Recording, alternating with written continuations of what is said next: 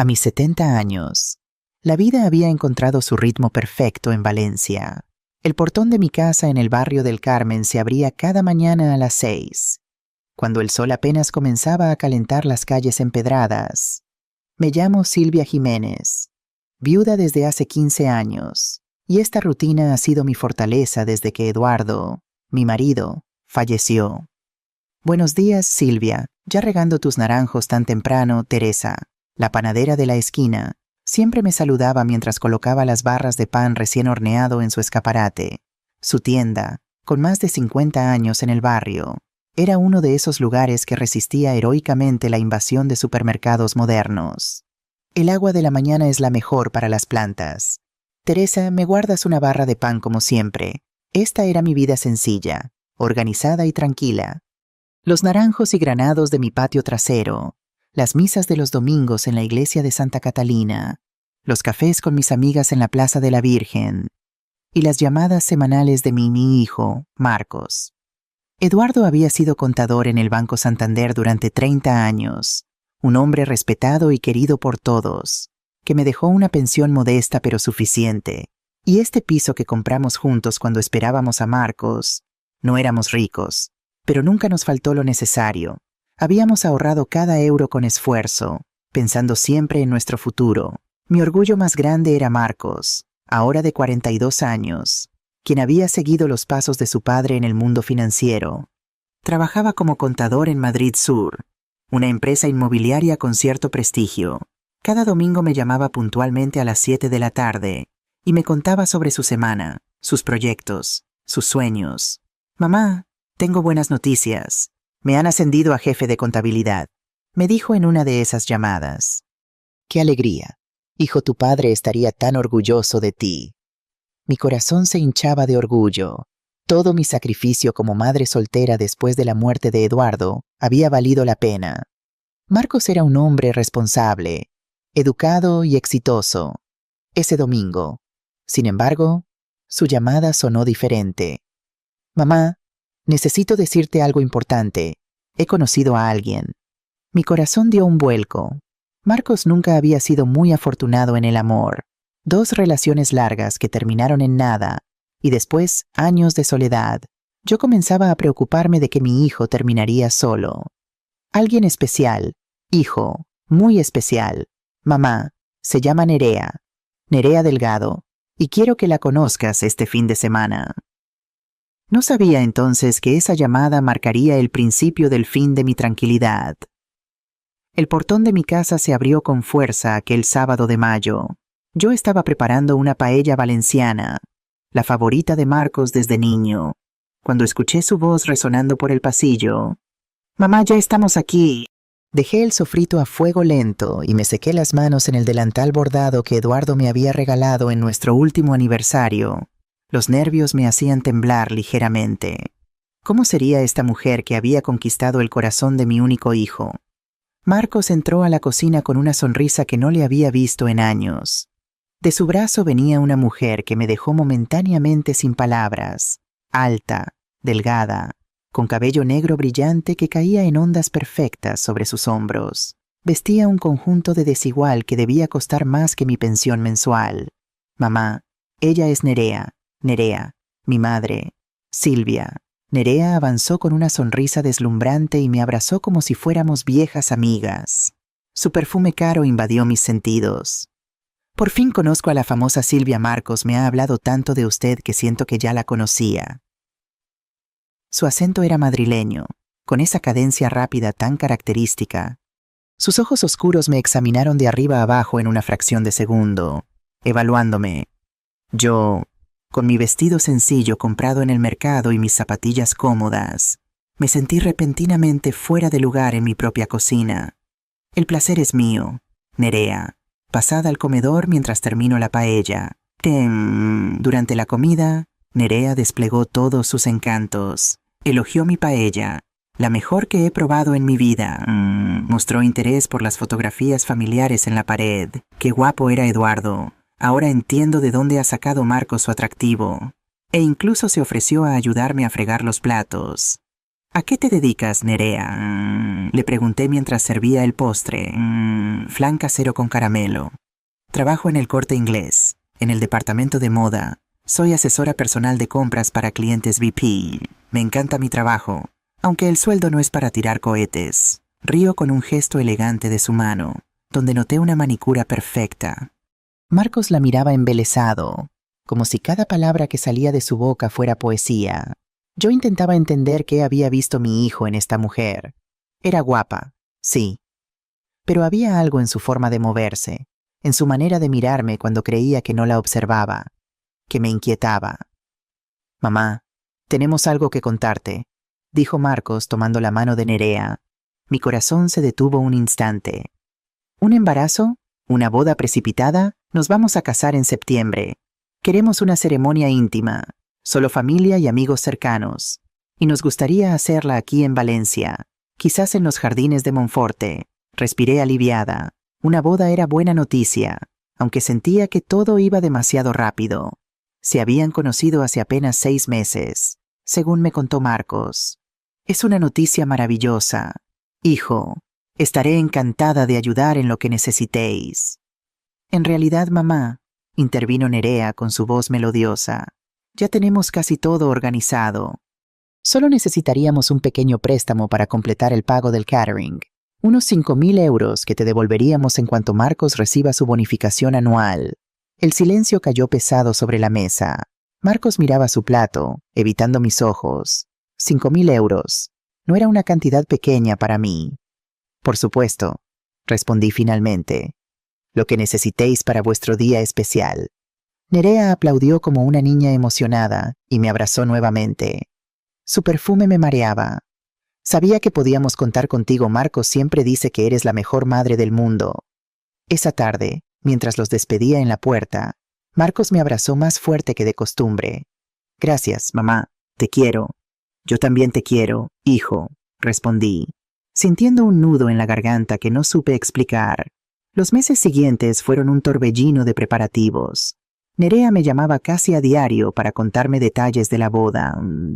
Siempre terminaba mencionando algún gasto imprevisto, las flores que habían subido de precio, el fotógrafo que exigía un anticipo mayor, el vestido que había encontrado pero que costaba más de lo presupuestado. Tian.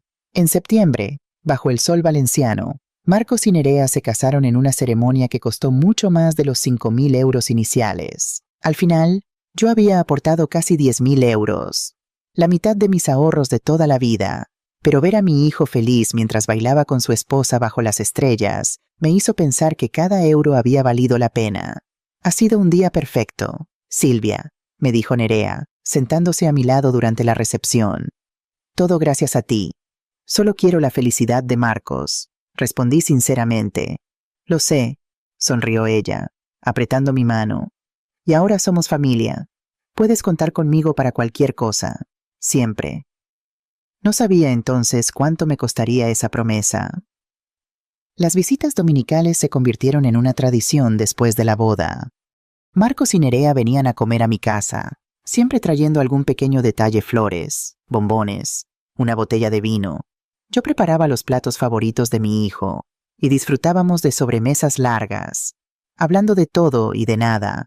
Durante esas primeras semanas, Nerea era todo amabilidad, ayudaba a poner la mesa, insistía en fregar los platos, me preguntaba por mis plantas y me aconsejaba sobre cremas para mantener la piel joven. A veces me traía muestras de productos caros del El Corte Inglés, un regalo de la empresa, decía con un guiño, un domingo de noviembre. Mientras Marcos veía el fútbol en el salón, Nerea se sentó conmigo en la cocina mientras yo preparaba el café. Silvia, comenzó con voz suave, casi susurrando para que Marcos no oyera. Necesito pedirte un favor. Dejé la cafetera y la miré. Estaba nerviosa, jugueteando con su anillo de bodas. Claro, hija. ¿Qué necesitas? Es un poco vergonzoso, continuó, bajando aún más la voz. Necesitaría un préstamo pequeño. Solo 200 euros. Mi madre está enferma en Barcelona y quiero ir a verla este fin de semana. Pero no quiero preocupar a Marcos. Está tan estresado con el trabajo. ¿Tu madre está mal?, pregunté, genuinamente preocupada. Nerea apenas hablaba de su familia. Nada grave, solo una gripe fuerte. Pero a su edad, ya sabes, me quedaría más tranquila viéndola personalmente. No dudé ni un segundo. Saqué 200 euros de mi monedero y se los entregué. Toma y no te preocupes por devolverlos. La familia está para estas cosas. Nerea me abrazó, con lágrimas en los ojos. Eres como la madre que nunca tuve, Silvia. Te lo devolveré en cuanto cobre, lo prometo. Ese fue el primero de muchos préstamos. Siempre comenzaban con alguna emergencia medicinas para su madre, un regalo de cumpleaños para un sobrino, una reparación urgente en el piso que compartía con Marcos. Siempre eran cantidades pequeñas, 200 euros, 300 euros, 500 euros. Y siempre venían acompañadas de la misma promesa: te lo devolveré en cuanto pueda. El dinero nunca regresó. Un día de marzo, mientras revisaba mis cuentas, me di cuenta de que en 6 meses había prestado casi 3.000 euros a mi nuera. Decidí hablar del tema con Marcos durante su próxima visita.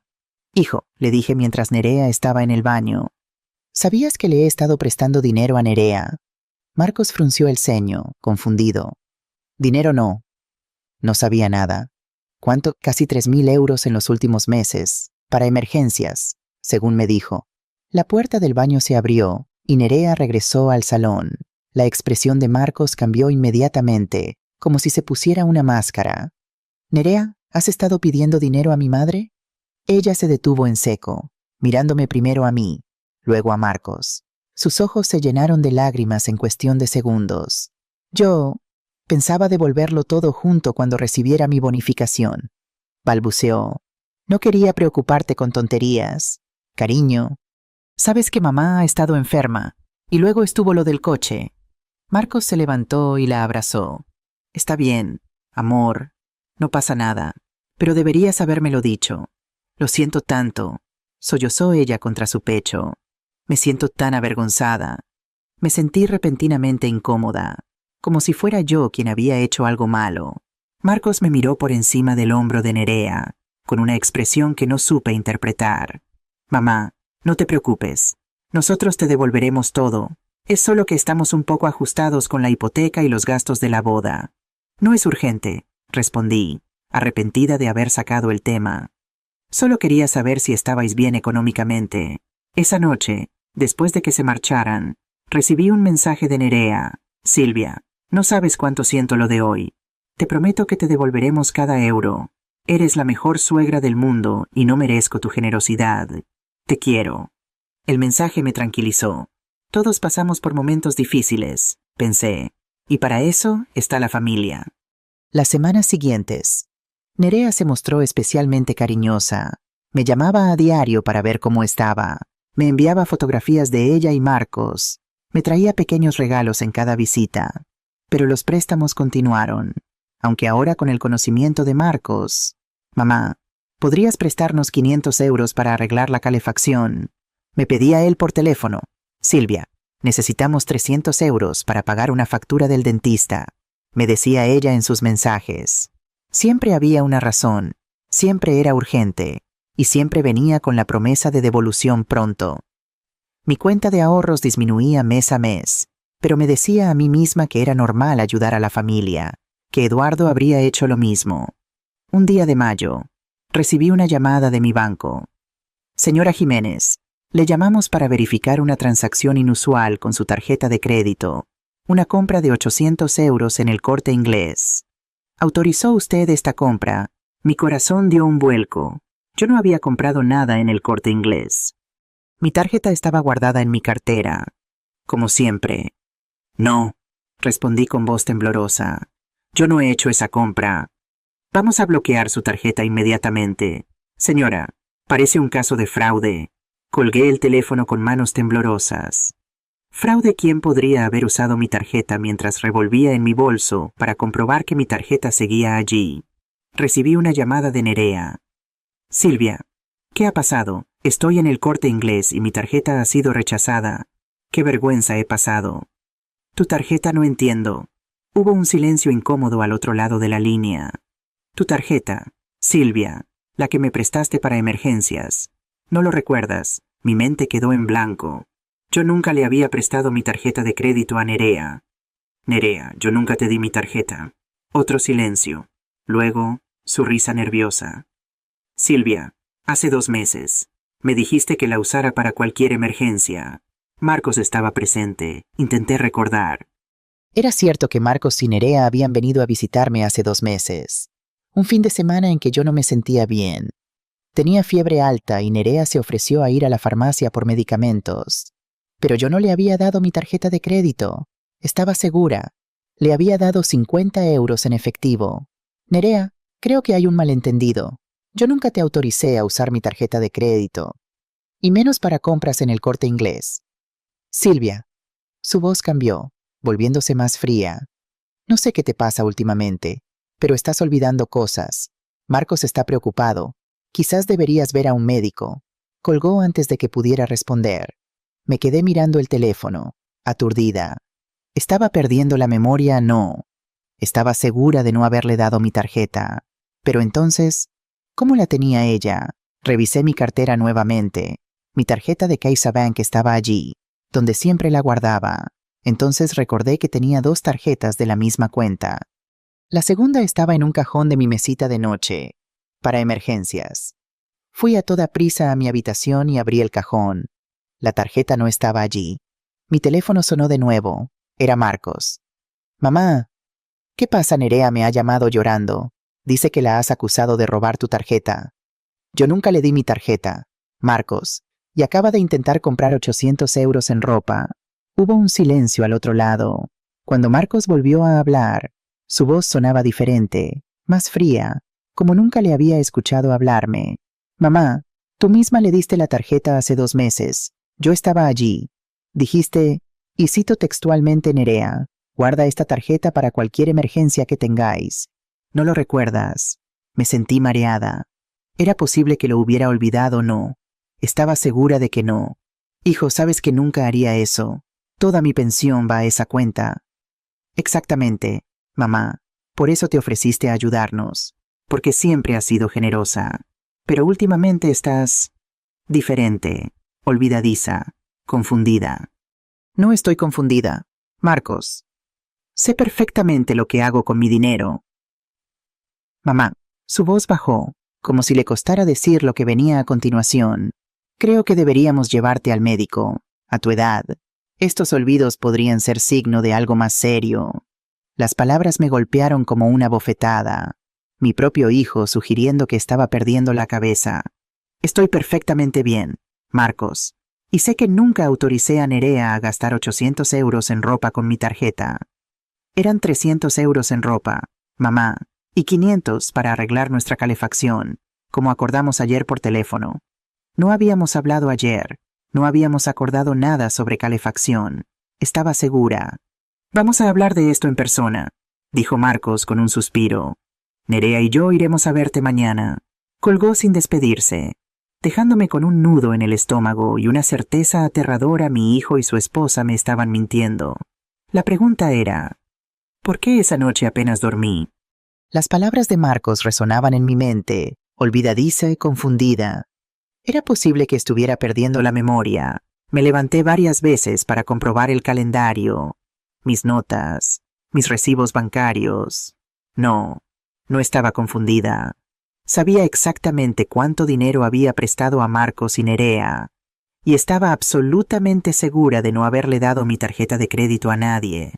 A las 10 de la mañana siguiente, el timbre de mi casa sonó con insistencia. Me apresuré a abrir, encontrándome con Marcos y Nerea en la puerta. Mi hijo parecía cansado, con ojeras pronunciadas.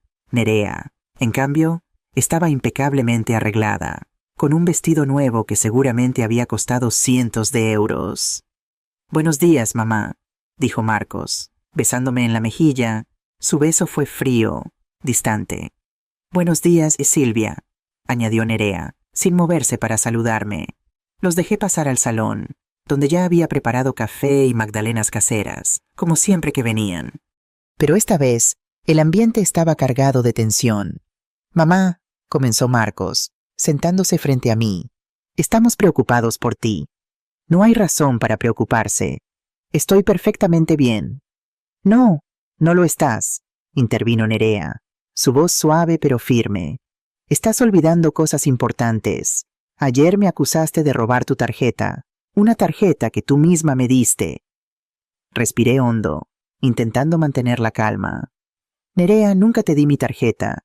Y ayer intentaste gastar 800 euros en el Corte Inglés, donde trabajas. Eso no es una emergencia. Eran 300 euros en ropa para Marcos, que necesitaba trajes nuevos para el trabajo, y 500 euros para la calefacción, como habíamos acordado, respondió ella, mirando a mi hijo en busca de apoyo. Marcos asintió, respaldando su versión. Mamá, esto es exactamente de lo que estamos hablando. Te olvidas de conversaciones que tuvimos ayer. No hablé contigo ayer, Marcos, insistí, sintiendo cómo mi frustración crecía. La última vez que hablamos fue el domingo, hace 3 días. Mi hijo intercambió una mirada preocupada con su esposa. Luego, sacó su teléfono y me mostró el registro de llamadas. Efectivamente, había una llamada de mi número a las 19:42 del día anterior, de 8 minutos de duración. Me quedé helada. Yo no había llamado a Marcos. Estaba completamente segura. Esto no es posible, murmuré, más para mí misma que para ellos. Yo no te llamé ayer. Mamá, la voz de Marcos se suavizó, como si estuviera hablando con una niña. Me llamaste para contarme que habías visto un programa sobre Alzheimer en la televisión. Me dijiste que estabas asustada porque a veces olvidas dónde pones las cosas. Hablamos sobre llevarte al médico, Kate. Nunca había visto ningún programa sobre Alzheimer. Nunca había tenido esa conversación. Eso no es cierto, dije, mi voz ahora temblorosa. Estáis inventándoos todo esto. Nerea se levantó y se sentó a mi lado, tomando mi mano entre las suyas. Sus uñas, perfectamente manicuradas, se clavaron ligeramente en mi piel. Silvia, querida, sabemos que es difícil aceptarlo. Pero estos olvidos son cada vez más frecuentes. Primero la tarjeta, ahora la llamada. Marcos y yo estamos realmente preocupados. Me solté de su agarre, sintiendo una repentina urgencia por poner distancia entre nosotros. No estoy olvidando nada. Estoy segura de lo que digo. Marcos se pasó una mano por el pelo, claramente frustrado. Mamá, este comportamiento no es normal. Te estás volviendo paranoica. Acusas a Nerea de robarte cuando ella solo está usando la tarjeta como tú le permitiste. Nunca le di permiso para gastar 800 euros en ropa. No eran solo para ropa, exclamó Nerea, su fachada de preocupación comenzando a agrietarse. Ya te lo explicamos. Creo que deberíais marcharos, dije, poniéndome de pie. La situación me estaba superando. Necesitaba pensar, aclarar mis ideas. Marcos se levantó también, su rostro ahora enrojecido por la ira y... Esto es exactamente lo que nos preocupa. Te cierras, te niegas a escuchar, te vuelves agresiva. No estoy siendo agresiva, Marcos. Solo quiero que respetéis mi dinero y mi palabra. Tu dinero, explotó mi hijo. Siempre es sobre el dinero contigo, ¿sabes qué? Quédate con tu maldito dinero, no lo necesitamos. Nerea tiró de su brazo, como intentando calmarlo. Marcos, por favor, ella no está bien, no es momento de discutir. Estoy perfectamente bien, grité, sintiendo cómo las lágrimas amenazaban con brotar. Y quiero que os vayáis, ahora. Marcos me miró como nunca antes lo había hecho. Sus ojos, tan parecidos a los de su padre, estaban fríos, distantes. Bien, nos vamos, pero esto no queda así, mamá.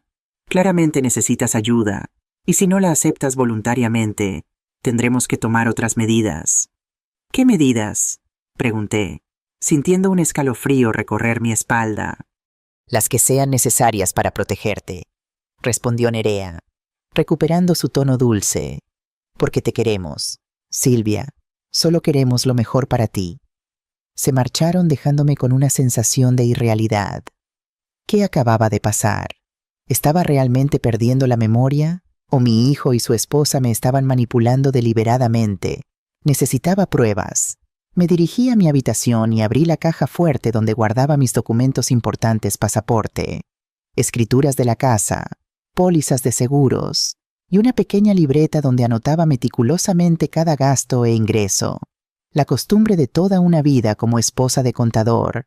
Al revisar mis anotaciones, confirmé lo que ya sabía: no había registrado ningún préstamo de mi tarjeta de crédito a Nerea. Pero mientras cerraba la caja fuerte, algo llamó mi atención.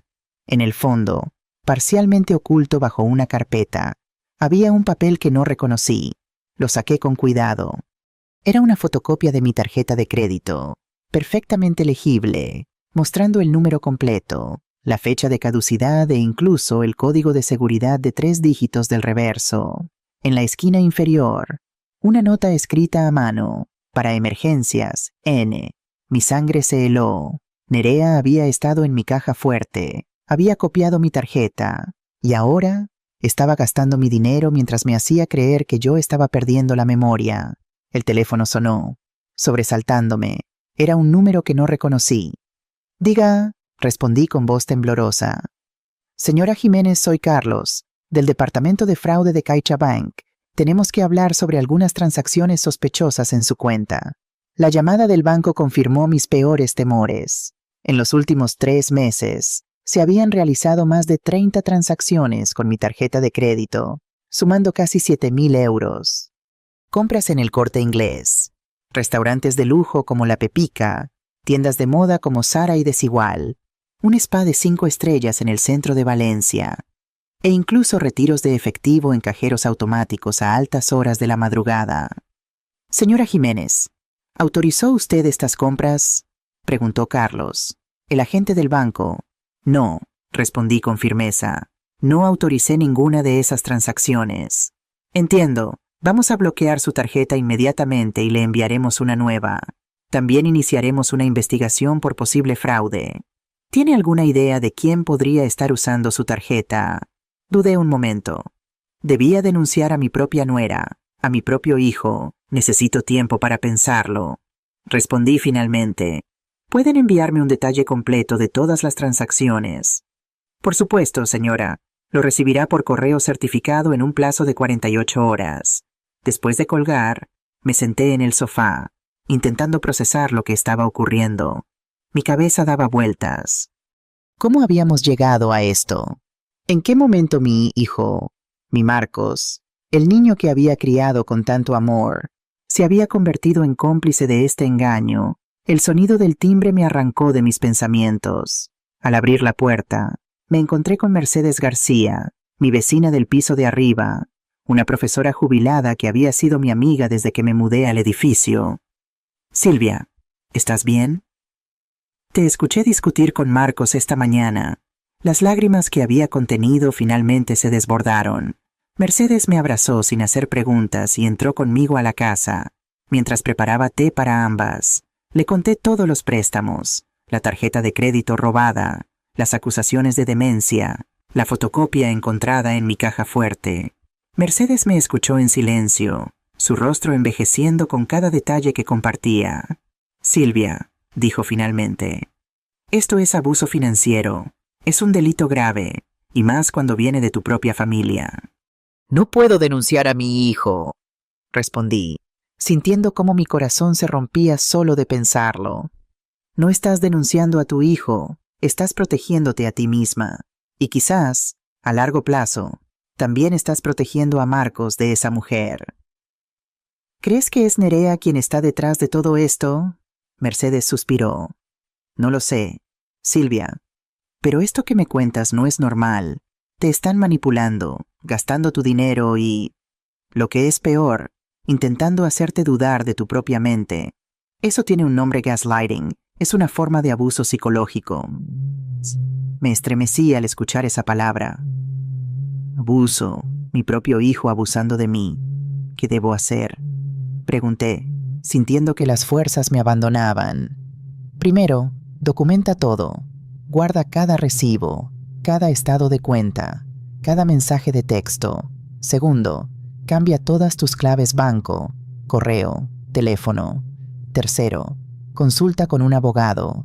Yo conozco a uno bueno, especializado en protección de mayores». Asentí, agradecida por su claridad en medio de mi confusión. Mercedes tenía razón. Necesitaba protegerme, y para eso necesitaba pruebas y asesoramiento legal. Una cosa más, añadió Mercedes, tomando mi mano. No estás sola en esto. Yo estoy contigo, y conozco a otras mujeres que han pasado por situaciones similares. Podemos ayudarte. Esa noche, después de que Mercedes se marchara, cambié todas mis contraseñas, banco, correo electrónico, incluso la alarma de la casa. Luego, revisé meticulosamente todos mis documentos financieros. Lo que descubrí me dejó sin aliento en 2 años. Marcos y Nerea habían conseguido más de 15.000 euros de mis ahorros, entre préstamos directos y uso no autorizado de mi tarjeta. Mi pensión mensual era de 1.200 euros. Había tardado años en ahorrar ese dinero, guardando cada euro con cuidado para mi vejez, y ellos lo habían gastado en meses, en lujos y caprichos. El teléfono sonó nuevamente. Era Marcos. «Mamá, ¿qué has hecho? La tarjeta ha sido bloqueada». Su tono acusatorio me dolió profundamente. No había ni una pizca de remordimiento en su voz. «La bloqueé yo, Marcos, porque nunca autoricé a Nerea a usarla. Esto es ridículo, tú misma se la diste. Estás cada vez peor, mamá, cada vez más confundida». «No estoy confundida. Marco, encontré la fotocopia que Nerea hizo de mi tarjeta, escondida en mi caja fuerte». Hubo un silencio al otro lado de la línea. Cuando Marcos volvió a hablar, su voz había cambiado. Ya no sonaba acusador, sino: «Asustado, ¿de qué fotocopia hablas? La que Nerea escondió en mi caja fuerte, con una nota que dice: para emergencias, N. Escrita con su letra». Otro silencio. Luego escuché a Marcos hablando con alguien. Probablemente Nerea, aunque no pude distinguir las palabras. «Mamá», dijo finalmente. «Nerea dice que nunca ha visto tu caja fuerte, ni siquiera sabe dónde está. Está mintiendo. Marcos, la fotocopia está aquí, en mi mano». «Y solo hay 2 posibilidades: o yo se la di, lo cual sabes que no es cierto, o ella la tomó sin mi permiso. O tú la hiciste y ahora no lo recuerdas», respondió él, su voz nuevamente dura. «O peor aún, la hiciste tú misma para incriminar a Nerea porque nunca la has aceptado realmente». La acusación me dejó sin palabras. Mi propio hijo sugiriendo que yo falsificaría pruebas contra su esposa. «Marcos, sabes que eso no es cierto. Ya no sé qué creer, mamá. Pero una cosa está clara, necesitas ayuda profesional. Y si no la buscas voluntariamente, tendremos que intervenir». ¿Intervenir? ¿Qué significa eso? Significa que hay procedimientos legales para proteger a las personas mayores que ya no pueden tomar decisiones racionales. Me quedé helada. Mi hijo estaba amenazando con quitarme mi autonomía legal. «Marcos», dije, encontrando una fuerza que no sabía que tenía, «si sigues por este camino, perderás a tu madre para siempre». «Ya te estamos perdiendo, mamá», respondió él, su voz quebrándose ligeramente. «Ya no eres la mujer fuerte y racional que conocí. Te estás convirtiendo en alguien paranoico y desconfiado». «No estoy paranoica. Estoy protegiendo lo poco que tengo. El dinero», suspiró él. «Siempre vuelves al dinero». «No es solo dinero, Marcos. Es mi dignidad, mi autonomía, mi vida. Piensa en lo que estás haciendo, mamá. Estás destruyendo esta familia por unas sospechas infundadas». Colgó sin despedirse, dejándome con un nudo en la garganta y una certeza dolorosa. Mi hijo ya no estaba de mi lado. Se había convertido en mi adversario en una batalla que nunca quise librar. Esa noche, mientras intentaba conciliar el sueño, escuché un ruido en la puerta principal. Me levanté sobresaltada, encendiendo todas las luces a mi paso. No había nadie, pero al abrir la puerta, encontré una nota deslizada por debajo: «Vieja avara, vas a lamentar habernos acusado. Nadie te creerá. Todos pensarán que estás loca». La amenaza era clara. La guerra había comenzado oficialmente. Al día siguiente, siguiendo el consejo de Mercedes, llamé al abogado que me había recomendado Javier Ordóñez, especialista en protección de personas mayores. Concertamos una cita para esa misma tarde. El despacho de Javier estaba en el centro de Valencia, cerca del Mercado Central. Era un hombre de unos 60 años, con cabello canoso y gafas de montura fina que le daban un aire intelectual. Su mirada era amable pero penetrante, como si pudiera ver directamente a través de las palabras hasta la verdad que ocultaban. señora Jiménez, dijo después de escuchar mi historia completa. Lo que me está describiendo es un caso clásico de abuso financiero familiar. Lamentablemente, veo situaciones similares con frecuencia. Personas mayores, especialmente mujeres, con ahorros o propiedades, que son manipuladas por familiares que buscan controlar sus recursos. ¿Qué puedo hacer?, pregunté, sintiendo una mezcla de miedo y determinación. Vamos a actuar en varios frentes, respondió, sacando un bloc de notas. Primero, necesitamos documentar todo el abuso financiero, cada préstamo, cada uso no autorizado de su tarjeta, cada amenaza. Segundo, vamos a asegurar legalmente sus bienes para protegerlos de futuros intentos de apropiación. Tercero, debemos prepararnos para la posibilidad de que su hijo intente obtener la tutela legal sobre usted. ¿Pueden hacer eso quitarme mi autonomía legal? Javier asintió gravemente. Es más común de lo que cree, y cuando la familia alega problemas cognitivos o demencia, los tribunales a veces actúan con excesiva cautela, limitando los derechos de la persona mayor hasta que se demuestre su capacidad mental. Un escalofrío recorrió mi espalda. ¿Cómo me defiendo de algo así? Con pruebas médicas recientes que demuestren su plena capacidad mental, con testigos que confirmen su lucidez y autonomía, y con evidencia clara del abuso que está sufriendo. Salí del despacho de Javier con un plan de acción claro y una sensación ambivalente por un lado. El miedo seguía ahí, acechando. Por otro, sentía que por primera vez en meses retomaba el control de mi vida.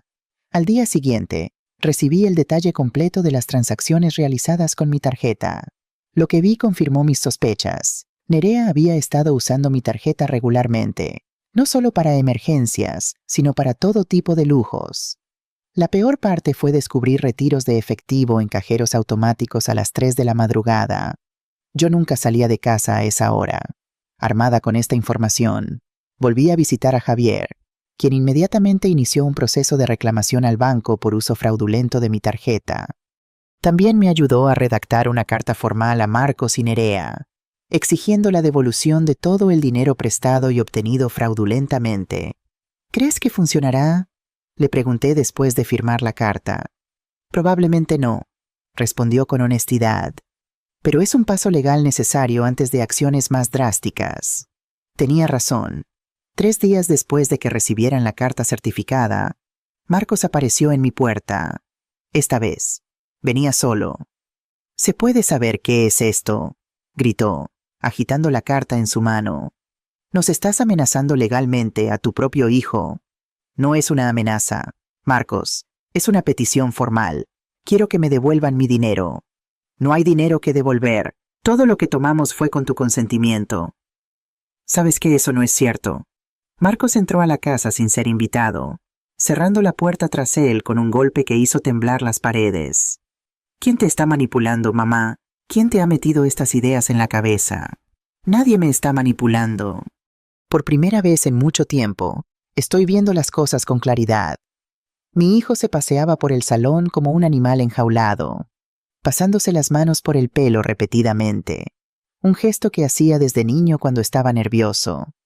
«Has contratado un abogado», dijo finalmente, mirándome con una mezcla de incredulidad y rabia. «Vas a llevar esto a los tribunales». «Solo si es necesario. Marcos, preferiría resolver esto en familia».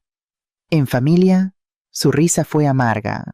«Tú destruiste la familia cuando empezaste a acusar a Nerea de robarte. Ella me robó, Marcos. Usó mi tarjeta sin mi permiso. Hizo copias de ella. Retiró dinero en efectivo a las 3 de la mañana. Eso no es cierto. Estaba comprando medicinas para mí. Estuve enfermo, con fiebre alta, y ella salió a buscar antibióticos. A las 3 de la mañana. Y necesitaba 500 euros en efectivo para comprar antibióticos». Marcos se detuvo, como si acabara de darse cuenta de que había caído en una trampa. «No sé los detalles exactos», murmuró. «Solo sé que Nerea jamás te robaría». «Los detalles están todos aquí», dije, mostrándole el informe del banco. «Cada compra, cada retiro, con fecha y hora. Puedes seguir negándolo, pero los hechos son claros». Mi hijo tomó el informe con manos temblorosas. Lo hojeó rápidamente. su rostro cambiando de expresión a medida que leía. Esto debe haber alguna explicación, balbuceó. La explicación es simple. Hijo, tu esposa me ha estado robando, y tú has estado tan cegado por ella que no has querido verlo. Marcos dejó caer el informe sobre la mesa y se sentó, hundiendo la cabeza entre las manos. No puede ser, murmuró. Nerea no haría esto. Por un momento, vi a mi hijo de nuevo, al verdadero Marcos, el niño sensible y honesto que había criado. Pero el momento fue fugaz. Cuando levantó la cabeza, sus ojos se habían endurecido nuevamente. Vamos a contrademandar, dijo, poniéndose de pie. Alegaremos incapacidad mental. Tenemos testigos que dirán que has estado actuando de forma errática, que olvidas cosas, que te vuelves agresiva. ¿Qué testigos? Marcos, ¿quién dirá esas mentiras sobre mí? Vecinos, comerciantes del barrio, incluso tu médico de cabecera. El doctor Moreno jamás diría algo así. Me conoce desde hace décadas. El doctor Moreno se ha jubilado. Ahora te atiende el doctor Serrano. ¿Recuerdas el que te diagnosticó principio de demencia el mes pasado? Me quedé helada. Nunca había oído hablar de ningún doctor Serrano. Mi médico seguía siendo el doctor Moreno, y nunca me habían diagnosticado demencia. Eso es completamente falso. Marcos, nunca he visto a ese doctor. Ahí está otra vez, suspiró, como si estuviera hablando con un niño testarudo. Olvidas cosas importantes, consultas médicas enteras. Esto es exactamente de lo que hablamos, mamá. Comprendí entonces hasta dónde estaban dispuestos a llegar. No solo me robaban, sino que estaban creando toda una narrativa falsa para desacreditarme. Para quitarme mi autonomía, mi dignidad y finalmente, mi dinero. Márchate de mi casa, Marcos, dije, encontrando una firmeza en mi voz que no sabía que tenía. Y dile a tu esposa que la próxima vez que hablemos será a través de abogados. Esto no quedará así, mamá, respondió, dirigiéndose a la puerta. Vas a lamentar haber empezado esta guerra. Cuando se marchó, llamé inmediatamente a Javier para contarle lo sucedido. Su respuesta fue contundente. Tenemos que actuar rápido. Señora Jiménez, si están dispuestos a falsificar diagnósticos médicos, no hay límites para lo que harán.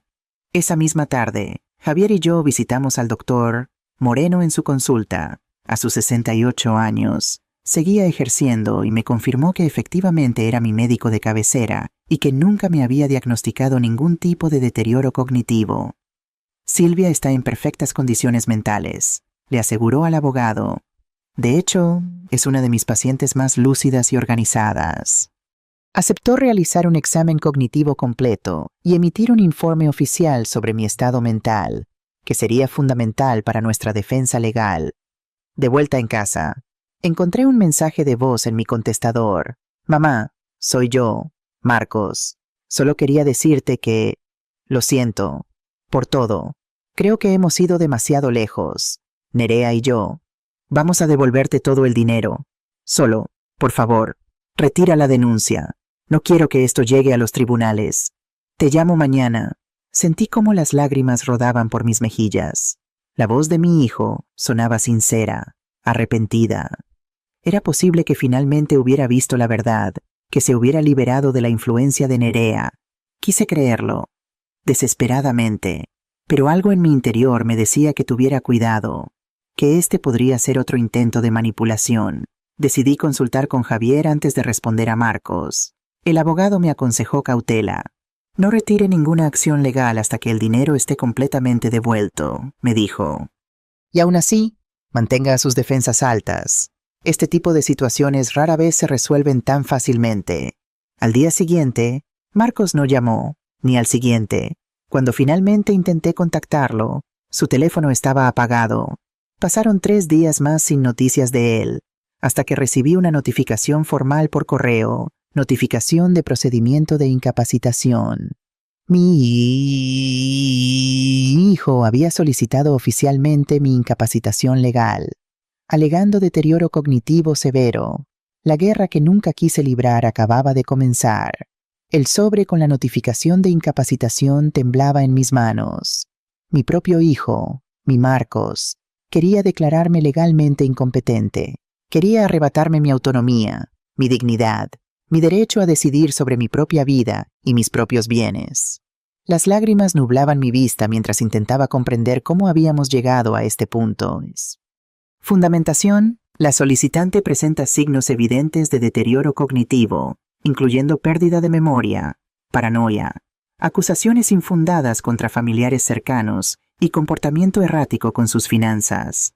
Cada palabra era como una puñalada: falsedades, distorsiones, mentiras descaradas. Según este documento, yo era una anciana demente que necesitaba protección contra sí misma, que inventaba historias de abuso financiero, que olvidaba conversaciones enteras, que ya no era capaz de manejar su propio dinero. Llamé inmediatamente a Javier Ordóñez. Su secretaria me pasó la llamada de inmediato. «Señora Jiménez, acabo de recibir la notificación también», me dijo con voz grave pero tranquilizadora. «No se preocupe, estábamos preparados para esta posibilidad». «¿Qué va a pasar ahora?», pregunté, sintiendo que me faltaba el aire. «Tenemos 20 días para presentar nuestra contestación. Mientras tanto, organizaremos una evaluación médica completa para demostrar su capacidad mental. También necesitaremos testimonios de personas que la conozcan bien, vecinos, amigos, comerciantes del barrio. Y si el juez les cree a ellos en lugar de a mí». Hubo un breve silencio al otro lado de la línea. «Señora Jiménez, voy a ser completamente honesto con usted. Estos casos son complicados. Los tribunales suelen ser muy cautelosos cuando hay alegaciones de deterioro cognitivo en personas mayores. A veces prefieren pecar de exceso de protección y limitar temporalmente la autonomía de la persona hasta que se demuestre su plena capacidad». Un escalofrío recorrió mi espalda. «Podrían quitarme el control de mis finanzas. Temporalmente, sí, pero tenemos pruebas sólidas de su lucidez y del abuso financiero que ha sufrido. Vamos a luchar con todas nuestras fuerzas». Después de colgar, me senté en el sofá, sintiendo que el mundo se derrumbaba a mi alrededor. ¿Qué pensarían mis vecinos, mis amigos de toda la vida? Comenzarían a mirarme con lástima, a preguntarse si realmente estaba perdiendo la cabeza. El timbre sonó, sobresaltándome. Al abrir la puerta, me encontré con Mercedes, mi vecina y amiga. «Silvia, acabo de encontrarme con Nerea en el portal. Estaba hablando con doña Carmen de abajo. Les oí mencionar algo sobre tu condición. Sentí que la sangre me hervía. Ya había comenzado la campaña de desprestigio». «¿Qué decían exactamente?». Mercedes dudó, como si no quisiera causarme más dolor. «Nerea le estaba diciendo a Carmen que te habían diagnosticado principios de demencia, que a veces olvidas cosas importantes, que has comenzado a tener episodios paranoicos. Le pedía que estuviera atenta por si te veía comportarte de forma extraña». Me dejé caer en una silla. La estrategia era clara: sembrar dudas sobre mi estado mental entre los vecinos, crear testigos que pudieran declarar haber notado comportamientos extraños en mí. «Marcos ha solicitado mi incapacitación legal», le dije a Mercedes, mostrándole la notificación.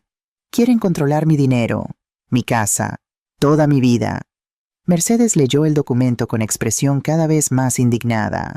«Esto es indignante. Silvia, ¿cómo pueden mentir así?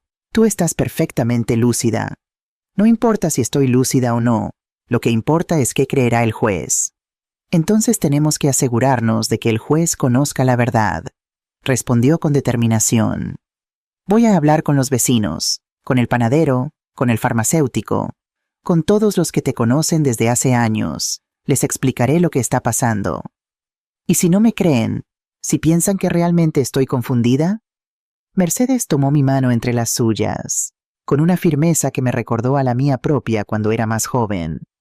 «Te creerán, Silvia, porque la verdad siempre sale a la luz». Los días siguientes fueron una montaña rusa emocional. Por un lado, me sometí a evaluaciones neuropsicológicas completas con el doctor Rafael Moreno, quien no encontró ningún indicio de deterioro cognitivo. «Está usted más lúcida que yo, Silvia», bromeó después de las pruebas. Por otro lado, comenzó a circular por el barrio el rumor de mi supuesta demencia. Lo notaba en las miradas compasivas de algunos vecinos, en cómo bajaban la voz cuando pasaba cerca, en las preguntas excesivamente simples que algunos me hacían. como si de repente hubiera perdido la capacidad de entender conceptos complejos. ¿Recuerdas dónde vives, Silvia?, me preguntó una tarde doña Carmen, la vecina del primero, con una sonrisa condescendiente que me revolvió el estómago. Por supuesto que sí. Carmen, vivo en el mismo piso desde hace 40 años, y también recuerdo perfectamente que me debes 50 euros de la última colecta para arreglar el ascensor. Su sonrisa se congeló. No esperaba una respuesta tan precisa y mordaz. Se marchó murmurando excusas, y yo me sentí momentáneamente victoriosa, aunque sabía que la batalla real apenas comenzaba. Una tarde, mientras regresaba de la compra, encontré a Nerea hablando con Teresa, la panadera, justo en la puerta de la panadería. Al verme, ambas callaron abruptamente. «Buenas tardes», saludé, mirándolas directamente a los ojos. Teresa pareció incómoda, pero Nerea me dedicó su sonrisa más deslumbrante. «Silvia, qué casualidad encontrarte. Justo estaba preguntándole a Teresa si te había visto últimamente». «¿Y por qué no me preguntas directamente a mí?», respondí, manteniendo la calma a pesar de la rabia que sentía. «¿O prefieres seguir esparciendo mentiras a mis espaldas?». La sonrisa de Nerea vaciló por un instante. «No sé de qué hablas, Silvia. Solo estamos preocupados por ti. Todos lo estamos. Estoy perfectamente bien. Gracias. Y si realmente te preocupara mi bienestar, no estarías intentando convencer a mis vecinos de que estoy perdiendo la cabeza». Teresa nos miraba alternativamente, claramente incómoda con la situación. «Yo creo que tengo que volver dentro», murmuró, retrocediendo hacia su tienda. «Las barras del mediodía». Nerea esperó hasta que Teresa desapareció en el interior de la panadería para cambiar completamente su expresión. La máscara de preocupación cayó, revelando un rostro frío y calculador que nunca le había visto antes. «Esto no va a funcionar, Silvia», dijo en voz baja, acercándose a mí. «Puedes seguir fingiendo que estás bien, pero todos ven la verdad, una anciana confundida, paranoica, que acusa a su propia familia de robarle. La única verdad es que tú y mi hijo me habéis estado robando», respondí, sin amedrentarme. «Y tengo pruebas». Nerea soltó una risita que me heló la sangre. «Pruebas tus notas desordenadas, tus acusaciones inconsistentes, tus recuerdos que cambian cada día. Nadie te creerá, Silvia. Especialmente cuando el doctor Serrano testifique sobre tu deterioro mental». «El doctor Serrano no existe», respondí con firmeza. «Y el doctor Moreno acaba de confirmar que estoy perfectamente lúcida». Por primera vez, vi un destello de duda en los ojos de Nerea. No esperaba que yo estuviera tan bien preparada. «Da igual», se recompuso rápidamente. «Tenemos otros testigos, personas que te han visto hablar sola, olvidar cosas, comportarte de forma errática». «Testigos falsos, como el doctor Serrano», pregunté, sintiéndome cada vez más fuerte. «¿Sabes que el falso testimonio es un delito?». Nerea retrocedió un paso, momentáneamente descolocada. Luego, su expresión se endureció. «No me amenaces, vieja. No sabes con quién te estás metiendo. Lo sé perfectamente, con una ladrona que ha manipulado a mi hijo para robarme». Nerea dio un paso hacia mí, tan cerca que podía oler su perfume caro. «Escúchame bien», susurró. «Vas a perder. El juez te declarará incapaz. Marcos será tu tutor legal. Y entonces, todo lo que tienes será nuestro, tu casa, tus ahorros, todo. Y tú acabarás en una residencia barata donde nadie escuchará tus delirios». El odio en su voz era palpable, pero en lugar de asustarme, me dio más fuerza. Por fin veía la verdadera cara de Nerea, sin máscaras ni pretensiones. «Te equivocas», respondí con una calma que no sentía. «No voy a perder esta batalla. Y cuando todo esto termine, mi hijo verá la clase de mujer con la que realmente se casó». Me di la vuelta y continué mi camino, sintiendo su mirada clavada en mi espalda. No me di la vuelta, no le di la satisfacción de ver que me temblaban las manos. Esa noche, mientras cenaba sola en mi cocina, escuché un ruido extraño en la ventana del patio. Me asomé con cautela y vi una figura oscura que se escabullía entre los naranjos. «Mate».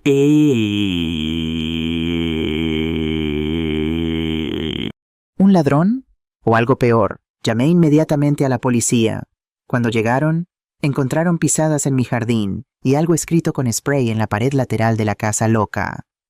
¿Tiene alguna idea de quién pudo hacer esto?, me preguntó el agente mientras tomaba notas. Pensé en Nerea, en su amenaza de esa tarde, pero sabía que sin pruebas, mi acusación sonaría precisamente como lo que ella quería que pareciera el delirio de una anciana paranoica. No estoy segura, respondí finalmente. He tenido algunos problemas familiares últimamente. El agente asintió, sin parecer muy interesado. Vandalismo menor en un barrio tranquilo, probablemente obra de adolescentes aburridos. Nada que mereciera una investigación exhaustiva. Después de que se marcharon, llamé a Javier para contarle lo sucedido. Esto es acoso, dijo, claramente preocupado. Deberíamos solicitar una orden de alejamiento. Contra mi propio hijo y su esposa, sin pruebas de que fueron ellos. Entiendo su reticencia, señora Jiménez, pero esto podría ser solo el principio. Si están dispuestos a llegar tan lejos para intimidarla, ¿quién sabe qué harán después? No pude dormir esa noche. Cada crujido, cada sombra me sobresaltaba. ¿Era esto lo que querían? ¿Volverme realmente paranoica? ¿Hacer que encajara en el perfil que estaban construyendo de mí? Al amanecer, tomé una decisión. No iba a vivir con miedo en mi propia casa. Llamé a un cerrajero y cambié todas las cerraduras. Luego contacté con una empresa de seguridad para instalar un sistema de alarma y cámaras en todas las entradas. Era caro, más de lo que podía permitirme realmente, pero mi seguridad y mi tranquilidad valían cada euro. 3 días después, mientras regaba mis plantas en el patio, escuché cómo alguien intentaba abrir la puerta principal con una llave que ya no funcionaba. Luego, golpes insistentes. «¡Mamá, abre la puerta!». Era la voz de Marcos. Me acerqué con cautela, sin abrir. «¿Qué quieres, Marcos?», pregunté a través de la puerta. «Has cambiado las cerraduras. ¿Por qué?». «Porque alguien entró en mi jardín y pintó mi pared. Necesitaba sentirme segura». «¿Y no pensaste en darme la nueva llave? Soy tu hijo». «El mismo hijo que quiere declararme incapaz», respondí, sintiendo cómo el dolor se mezclaba con la indignación. «El mismo que ha estado mintiendo sobre mí, diciendo que tengo demencia». «Mamá, por favor, solo queremos ayudarte.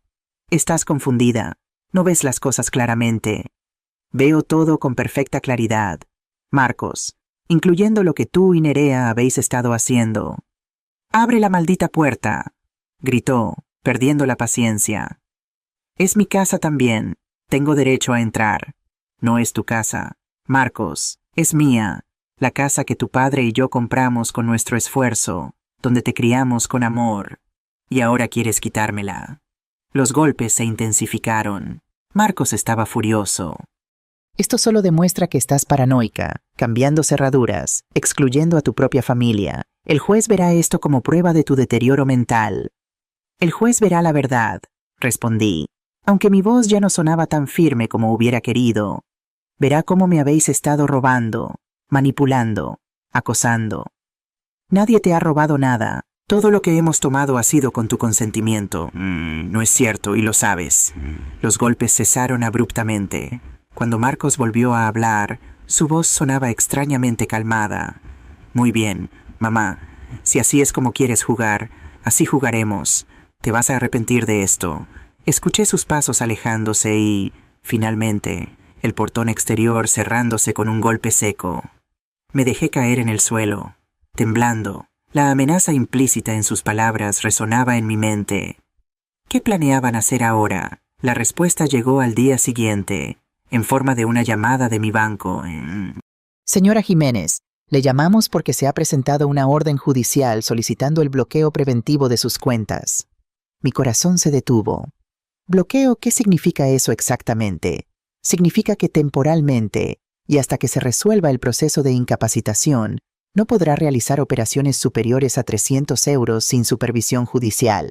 Pero, ¿cómo voy a vivir? ¿Cómo pagaré mis facturas? Mi hipoteca. Los gastos ordinarios como facturas domésticas y la hipoteca están excluidos de la limitación, pero cualquier otro gasto importante, como reparaciones del hogar o nuevas adquisiciones, requerirá autorización. Colgué, sintiendo que me ahogaba. Estaban cercándome, limitando mi libertad. mi autonomía, mi dignidad, paso a paso, construyendo una jaula invisible a mi alrededor. Y lo peor era que lo hacían bajo el pretexto de protegerme. Llamé inmediatamente a Javier para contarle lo sucedido. ¡Ay! Es un movimiento estándar en estos casos, me explicó, aunque notaba la preocupación en su voz. El tribunal adopta medidas cautelares hasta resolver el proceso principal. Pero no se preocupe, podemos solicitar la revocación de esta medida en la audiencia preliminar. ¿Cuándo será eso? En 3 semanas. 3 semanas viviendo con una asignación, como una niña a la que sus padres dan dinero para gastos. 3 semanas sin poder disponer libremente de mi propio dinero, ganado con el sudor de mi frente durante décadas. ¿Qué más pueden hacer, Javier? ¿Hasta dónde pueden llegar? Hubo un silencio al otro lado de la línea. En el peor escenario, podrían solicitar su ingreso involuntario para evaluación psiquiátrica, pero para eso necesitarían pruebas muy sólidas de que usted representa un peligro para sí misma o para otros, y claramente no es el caso. Un escalofrío recorrió mi espalda. La idea de ser internada contra mi voluntad, separada de mi hogar, de mis recuerdos, de mi vida, era aterradora. ¿Cree que lo intentarán? Sinceramente, no lo sé. Por lo que me ha contado, parecen dispuestos a cualquier cosa. Pero cada paso que dan en falso nos da más munición para demostrar sus verdaderas intenciones. Esa noche, sola en mi casa recién asegurada, me sentí atrapada en una pesadilla. ¿Cómo habíamos llegado a esto? ¿En qué momento mi hijo, mi Marcos, se había convertido en mi enemigo? ¿Era todo culpa de Nerea o había algo más profundo, más oscuro en el corazón de mi propio hijo? Recordé al Marcos de 5 años, con sus ojos brillantes y su sonrisa despreocupada, corriendo por este mismo salón. Recordé al adolescente serio y responsable, que estudiaba hasta tarde para no decepcionar a sus padres. Recordé al joven que lloró en mis brazos cuando su padre murió, prometiéndome que siempre cuidaría de mí. ¿Dónde había quedado ese Marcos? ¿Existía todavía? Sepultado bajo la influencia de Nerea y la promesa de dinero fácil, ¿había alguna posibilidad de recuperarlo, de reconstruir lo que una vez fue nuestra familia? Las lágrimas corrían por mis mejillas, mientras contemplaba las fotografías familiares en la pared. Eduardo, Marcos y yo en la playa de la Malvarrosa. Marcos en su graduación universitaria, los 3 en Navidad. El último año antes de que Eduardo enfermara. Momentos felices que parecían pertenecer a otra vida, a otra familia. Mi teléfono sonó, sacándome de mis recuerdos. Era un número desconocido.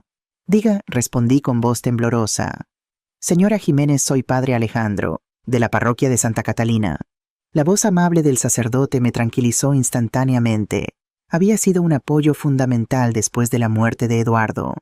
Padre Alejandro, qué sorpresa. Espero no molestarla a esta hora, pero quería hablar con usted sobre su hijo. Mi corazón se aceleró. Marcos, ¿qué pasa con él? Vino a verme esta tarde. Estaba muy alterado. Silvia, me contó que usted está teniendo problemas de memoria, que ha comenzado a acusar a su familia de robarle, que se ha vuelto paranoica. Sentí como si me hubieran dado un puñetazo en el estómago. Incluso la iglesia, estaban llegando incluso a la iglesia para desacreditarme. Padre, eso no es cierto, respondí, intentando mantener la calma. Lo que está ocurriendo es exactamente lo contrario. Marcos y su esposa han estado usando mi tarjeta de crédito sin mi permiso. Han sacado préstamos que nunca devolvieron, y ahora intentan declararme incapaz para controlar mi dinero. Hubo un silencio al otro lado de la línea. Cuando el padre Alejandro volvió a hablar, su voz sonaba dubitativa. Silvia, la conozco desde hace muchos años. Siempre me ha parecido una mujer sensata, piadosa, con los pies en la tierra, pero lo que me describe es tan extremo. Es posible que haya algún malentendido, que quizás las cosas no sean tan blancas o negras como parecen. No hay malentendido. Padre, tengo pruebas, documentos bancarios, informes de transacciones, incluso una fotocopia de mi tarjeta que Nerea hizo sin mi permiso.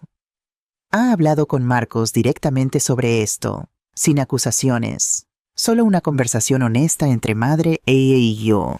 Lo he intentado, padre, Pero ahora es demasiado tarde. Han solicitado mi incapacitación legal, han bloqueado mis cuentas bancarias, pintaron loca en la pared de mi casa. ¿Cree que eso es normal? ¿Cree que así trata un hijo a su madre si realmente está preocupado por su salud? Otro silencio, más largo esta vez. No, Silvia, no es normal, respondió finalmente. Y si lo que me cuenta es cierto, es profundamente perturbador. ¿Puedo visitarla mañana? Me gustaría escuchar toda la historia, ver esas pruebas de las que habla. Por supuesto, padre, puede venir cuando quiera. Una cosa más. Silvia. ¿Ha considerado la posibilidad de que Marcos esté siendo manipulado? Su hijo siempre fue un buen chico, respetuoso, honesto. Este comportamiento no parece propio de él. Las palabras del padre Alejandro tocaron algo profundo en mí. Era exactamente lo que yo misma me preguntaba cada noche. ¿Era Marcos una víctima más en esta situación? ¿Estaba Nerea manipulándolo como intentaba manipularme a mí? He pensado en eso, padre, pero Marcos es un adulto, responsable de sus decisiones, y ha elegido ponerse del lado de su esposa en lugar del de su madre. A veces, Silvia, cuando estamos cegados por el amor, o por lo que creemos que es amor, tomamos decisiones que en nuestro sano juicio jamás tomaríamos. Quizás Marcos necesita ayuda para ver la verdad, tanto como usted necesita ayuda para protegerse. Después de colgar, me quedé reflexionando sobre las palabras del sacerdote. ¿Era posible rescatar a Marcos de la influencia de Nerea? ¿O estaba tan comprometido en este plan que ya no había vuelta atrás? La idea de recuperar a mi hijo, de restaurar nuestra relación, era tentadora, pero también peligrosa. No podía permitir que la esperanza nublara mi juicio, no cuando mi autonomía y mi dignidad estaban en juego. A la mañana siguiente, el padre Alejandro vino a visitarme tal como había prometido. Le mostré todas las pruebas, los estados de cuenta, los informes de transacciones, la fotocopia de mi tarjeta, las evaluaciones médicas que confirmaban mi plena capacidad mental. Le conté toda la historia, desde el principio, sin omitir nada. Mientras hablaba, observaba su rostro. Primero incredulidad, luego preocupación, finalmente una mezcla de tristeza e indignación. Silvia, lo que me cuentas es muy grave, dijo cuando terminé. Es abuso financiero, manipulación psicológica, incluso acoso. No puedo creer que Marcos esté participando en algo así. Yo tampoco quería creerlo, padre, pero los hechos están ahí. El sacerdote permaneció en silencio un momento, como si estuviera organizando sus pensamientos. ¿Me permitirías hablar con él? No para acusarlo o confrontarlo, sino para intentar entender qué está pasando realmente. Quizás pueda hacerle ver la gravedad de sus acciones, el daño que está causando. La idea me asustaba. ¿Y si Marcos y Nerea lograban convencer incluso al padre Alejandro de que yo estaba confundida o paranoica? No sé si es buena idea. Padre, ya han conseguido que mucha gente dude de mí. Silvia, te conozco desde hace 20 años. He sido tu confesor, tu consejero espiritual. No hay nada que puedan decirme que me haga dudar de tu palabra o de tu cordura. Su convicción me conmovió. Era un alivio saber que al menos una persona en mi comunidad creía en mí incondicionalmente. Está bien, padre, puede hablar con Marcos si lo desea, pero no tengo muchas esperanzas de que cambie de opinión. A veces, la gracia divina obra de formas misteriosas, respondió con una sonrisa amable. No perdamos la fe en la posibilidad de reconciliación. Después de que el padre Alejandro se marchara, me sentí extrañamente reconfortada. No era ingenua. Sabía que la probabilidad de que Marcos recapacitara era mínima, pero el simple hecho de que alguien más conociera la verdad, de que alguien más creyera en mí, hacía que la carga fuera un poco menos pesada. Esa tarde, recibí una llamada de Javier. Señora Jiménez, tengo noticias importantes. La audiencia preliminar se ha adelantado. Será pasado mañana. ¿Tan pronto por qué? Aparentemente, su hijo ha presentado nuevas alegaciones urgentes. Afirma que usted está mostrando signos de agitación extrema, que ha excluido a la familia de su casa, que representa un peligro para sí misma. El miedo me atenazó la garganta. Están intentando internarme. Es posible, pero no se preocupe, estamos preparados. Tenemos los informes médicos, tenemos testigos, tenemos pruebas del abuso financiero. No permitiremos que la arrebaten de su hogar. Colgué sintiéndome aturdida. La situación se estaba acelerando, escalando más rápido de lo que había anticipado. Marcos y Nerea estaban jugando a todo o nada. Si ganaban, obtendrían control total sobre mí y sobre mi dinero. Si perdían, un pensamiento perturbador cruzó mi mente.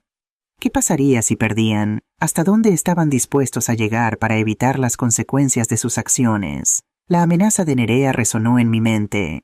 Vas a perder. El juez te declarará incapaz. Marcos será tu tutor legal. Y entonces, todo lo que tienes será nuestro. Y si el plan no funcionaba, ¿qué harían entonces? Llamé a Mercedes para contarle las últimas novedades. No quiero quedarme sola esta noche, le dije, sorprendiéndome a mí misma con mi propia vulnerabilidad. Tengo miedo, Mercedes. Recoge algunas cosas, respondió ella sin dudarlo. Te quedarás conmigo hasta la audiencia. No voy a dejarte sola en esa casa, no con esas amenazas sobre tu cabeza. Empaqué lo esencial: ropa para 2 días, medicamentos, documentos importantes. Mientras cerraba la maleta, miré por última vez mi habitación, mi casa, el hogar que Eduardo y yo habíamos construido juntos. ¿Volvería a dormir aquí? ¿O era esta una despedida? No, me dije firmemente. No iba a rendirme. No iba a permitir que me arrebataran todo lo que era mío, todo lo que Eduardo y yo habíamos construido con tanto esfuerzo. Lucharía con uñas y dientes por mi dignidad, por mi autonomía, por justicia, porque esta ya no era solo una batalla por el dinero, era una batalla por mi vida misma. Cuando llegué al apartamento de Mercedes, me recibió con un abrazo cálido y una taza de té caliente. Todo va a salir bien, Silvia, me aseguró mientras me acomodaba en su habitación de invitados. La verdad siempre triunfa al final. Quería creerle, necesitaba creerle. Pero mientras me preparaba para dormir en una cama extraña, en una casa que no era la mía, la duda se infiltraba como un veneno. ¿Y si la verdad no era suficiente? ¿Y si las mentiras de Marcos y Nerea eran más convincentes que mis hechos? Mañana lo sabríamos. Mañana enfrentaría a mi hijo ante un juez. Y descubriríamos quién resultaría victorioso en esta guerra que nunca debería haber comenzado. La sala del juzgado de primera instancia número 7 de Valencia olía a madera vieja y papeles. Me senté junto a Javier Ordóñez, mis manos temblorosas aferrándose al bolso que contenía todos los documentos que podrían salvarme: informes médicos, estados de cuenta, la fotocopia de mi tarjeta encontrada en la caja fuerte, testimonios escritos de vecinos que confirmaban mi lucidez. Al otro lado de la sala, Marcos y Nerea susurraban con su abogado, Carlos Mendoza, un hombre de unos 50 años con traje impecable y expresión severa. Marcos evitaba mirarme directamente, pero Nerea me lanzaba miradas ocasionales, mezcla de desdén y confianza. No se preocupe, señora Jiménez, me susurró Javier, apretando ligeramente mi mano. Tenemos un caso sólido. La puerta lateral se abrió y todos nos pusimos de pie cuando entró la jueza Isabel Torres, una mujer de unos 60 años con cabello gris recogido en un moño austero y gafas de montura fina. Su expresión era inescrutable mientras tomaba asiento y revisaba los documentos frente a ella. Buenos días a todos, comenzó, mirando alternativamente a ambas partes. Estamos aquí para la audiencia preliminar en el procedimiento de incapacitación 347-2025, solicitado por don Marcos Romero Jiménez contra su madre, doña Silvia Jiménez. Antes de comenzar, quiero recordarles a todos que este es un asunto delicado que afecta profundamente a una familia, y espero que se conduzcan con el debido respeto. El abogado de Marcos fue el primero en intervenir. Se levantó con movimientos estudiados, como un actor que ha ensayado su papel cientos de veces. Señoría, nos encontramos ante un caso doloroso pero claro. Comenzó, doña Silvia Jiménez, de 70 años, ha comenzado a mostrar signos evidentes de deterioro cognitivo en los últimos meses. Olvidos significativos, acusaciones infundadas contra familiares, comportamiento errático y paranoico. Su hijo, don Marcos, ha intentado por todos los medios ayudarla sin tener que llegar a esta instancia, pero la situación se ha vuelto insostenible. Cada palabra era como una puñalada. Escuchar a este hombre describir una versión de mí que no reconocía, que no existía, me producía una mezcla de indignación y miedo que apenas podía contener. Hemos aportado testimonios de vecinos y conocidos que confirman estos cambios en su comportamiento, continuó Mendoza. Además, contamos con la evaluación del doctor Antonio Serrano, neurólogo, quien ha diagnosticado un principio de demencia senil con episodios paranoides. Javier se inclinó hacia mí. Tranquila, es un médico falso o pagado. Tenemos nuestros propios informes. Mendoza continuó exponiendo su caso, pintando un retrato de una anciana confundida que acusaba falsamente a su familia de robarle, que cambiaba cerraduras, que se aislaba de sus seres queridos. La Silvia que describía no era yo. Era un constructo diseñado para un propósito específico, quitarme mi autonomía y mi dinero. Cuando terminó, la jueza se volvió hacia Javier. Señor Ordóñez, su turno. Mi abogado se levantó con calma, ajustando ligeramente su corbata. Señoría, nos enfrentamos efectivamente a un caso doloroso, pero no por las razones que ha expuesto mi colega. Comenzó. Lo que tenemos aquí es un caso claro de abuso financiero contra una persona mayor, seguido de un intento desesperado de ocultar ese abuso mediante una falsa acusación de incapacidad mental. Procedió a exponer meticulosamente nuestra versión: los préstamos nunca devueltos, el uso fraudulento de mi tarjeta de crédito, las copias no autorizadas, los retiros nocturnos, las amenazas, el acoso. Con cada punto, presentaba documentación, estados de cuenta bancarios, informes de transacciones, la fotocopia encontrada en mi caja fuerte, fotografías del graffiti en mi pared. Y respecto al supuesto diagnóstico del doctor Antonio Serrano, continuó Javier, hemos investigado exhaustivamente y no existe ningún neurólogo con ese nombre registrado en el Colegio de Médicos de Valencia. Por el contrario, aportamos un informe completo del doctor Rafael Moreno, médico de cabecera de la señora Jiménez desde hace 15 años, así como una evaluación neuropsicológica realizada la semana pasada, que confirma la plena capacidad cognitiva de mi clienta. Vi cómo Marcos se tensaba visiblemente. No esperaba que hubiéramos descubierto la falsedad del doctor Serrano. Además, añadió Javier, solicitamos que la señora Jiménez sea evaluada aquí y ahora por un perito judicial independiente, para que no quede ninguna duda sobre su estado mental. La jueza asintió, considerando la petición. Me parece razonable. ¿Alguna objeción por parte de la acusación? El abogado de Marcos se levantó rápidamente. Señoría, consideramos que una evaluación puntual no refleja la naturaleza fluctuante del deterioro cognitivo. La señora Jiménez puede estar perfectamente lúcida hoy, pero sufrir episodios de confusión mañana. Entiendo su preocupación, respondió la jueza, pero es precisamente por eso que necesitamos una evaluación profesional en este momento. Si la señora Jiménez está actualmente en pleno uso de sus facultades mentales, no sería justo limitar su autonomía basándonos en posibles episodios futuros. Mendoza no tuvo más remedio que aceptar, aunque claramente no estaba contento con la decisión. La audiencia se suspendió durante 1 hora mientras era evaluada por un neuropsicólogo del juzgado en una sala adjunta. Las preguntas fueron exhaustivas: fecha, lugar, nombres de familiares, acontecimientos recientes, cálculos matemáticos, memoria a corto y largo plazo, razonamiento abstracto. Me esforcé por mantener la calma y responder con claridad, consciente de que mi futuro dependía de esta evaluación. Cuando regresamos a la sala, el perito presentó sus conclusiones. Doña Silvia Jiménez muestra una capacidad cognitiva completamente normal para su edad. No hay indicios de deterioro significativo en ninguna área evaluada. Su discurso es coherente, su memoria funciona adecuadamente. Su razonamiento es lógico y claro. No encuentro base alguna para sugerir una incapacitación. El alivio que sentí fue indescriptible. Miré hacia donde estaban Marcos y Nerea. Él parecía descompuesto, pálido, como si acabara de recibir un golpe físico. Ella, por el contrario, mantenía una expresión dura, sus ojos fríos clavados en mí con un odio que no intentaba disimular. Después de escuchar los argumentos finales de ambas partes, la jueza Torres anunció su decisión preliminar. A la vista de la documentación presentada y de la evaluación realizada hoy, No encuentro motivos para mantener las medidas cautelares solicitadas por don Marcos Romero Jiménez. Se levanta inmediatamente el bloqueo de las cuentas bancarias de doña Silvia Jiménez. Asimismo, rechazo la solicitud de internamiento involuntario por falta absoluta de fundamento. Mi corazón dio un vuelco de alegría. Había ganado esta primera batalla.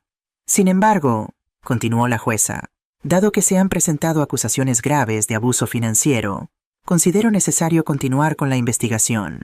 Se fija la audiencia definitiva para dentro de un mes, tiempo durante el cual ambas partes deberán aportar toda la documentación adicional que consideren pertinente. Al salir de la sala, me sentí como si pudiera respirar por primera vez en semanas. Mercedes, que había estado esperando fuera, me abrazó con fuerza. Lo conseguiste. Silvia, sabía que la verdad saldría a la luz.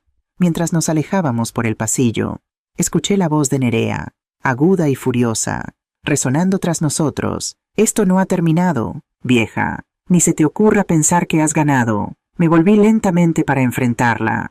Estaba de pie junto a Marcos, su rostro contorsionado por la rabia, tan diferente de la nuera dulce y cariñosa que había fingido ser durante tanto tiempo. Ya es suficiente, Nerea, dije con una calma que no sentía. Has perdido. Devuélveme mi dinero y dejemos esto aquí. Jamás, escupió.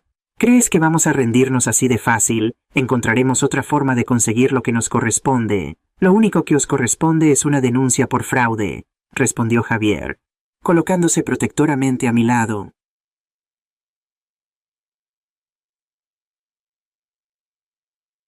Yo sugiero que consideréis seriamente devolver el dinero apropiado indebidamente, porque las consecuencias penales podrían ser muy graves. Marcos, que hasta ahora había permanecido en silencio, tiró del brazo de su esposa. Vámonos, Nerea, no merece la pena. Por un instante, nuestras miradas se encontraron. En sus ojos vi algo que me sorprendió, no odio, no rabia, sino una profunda vergüenza. Fue solo un momento, un destello de reconocimiento, antes de que apartara la vista y se alejara arrastrando a Nerea consigo. Esa noche dormí en mi propia casa por primera vez en días. Mercedes insistió en quedarse conmigo, preocupada por posibles represalias, pero me sentía más fuerte que nunca. Había enfrentado a mis agresores en su propio terreno y había ganado. Ya no tenía miedo. La semana siguiente transcurrió en relativa calma. No tuve noticias de Marcos ni de Nerea, lo que me daba cierto alivio, pero también una profunda tristeza. A pesar de todo lo ocurrido, seguía siendo mi hijo, y la ruptura de nuestra relación era una herida que no dejaba de sangrar. Javier continuaba recopilando evidencias para la audiencia definitiva. Había conseguido acceso a las cámaras de seguridad de varios establecimientos donde se había usado mi tarjeta, confirmando que era Nerea quien realizaba las compras. También había localizado a 2 empleados de banco que recordaban haberla visto realizar retiros con mi tarjeta a altas horas de la noche. Su caso es cada vez más sólido, señora Jiménez, me aseguró en una de nuestras reuniones. No solo vamos a ganar el proceso de incapacitación, sino que podríamos presentar cargos criminales contra su nuera por fraude. ¿Y contra Marcos?, pregunté con el corazón encogido. Javier dudó. La situación de su hijo es compleja. Claramente ha sido cómplice, pero podríamos argumentar que actuó bajo la influencia de su esposa. Si está dispuesto a cooperar, a admitir su participación y a devolver el dinero, podríamos evitar los cargos criminales contra él. La idea de que Marcos pudiera librarse de las consecuencias más graves me proporcionaba cierto consuelo.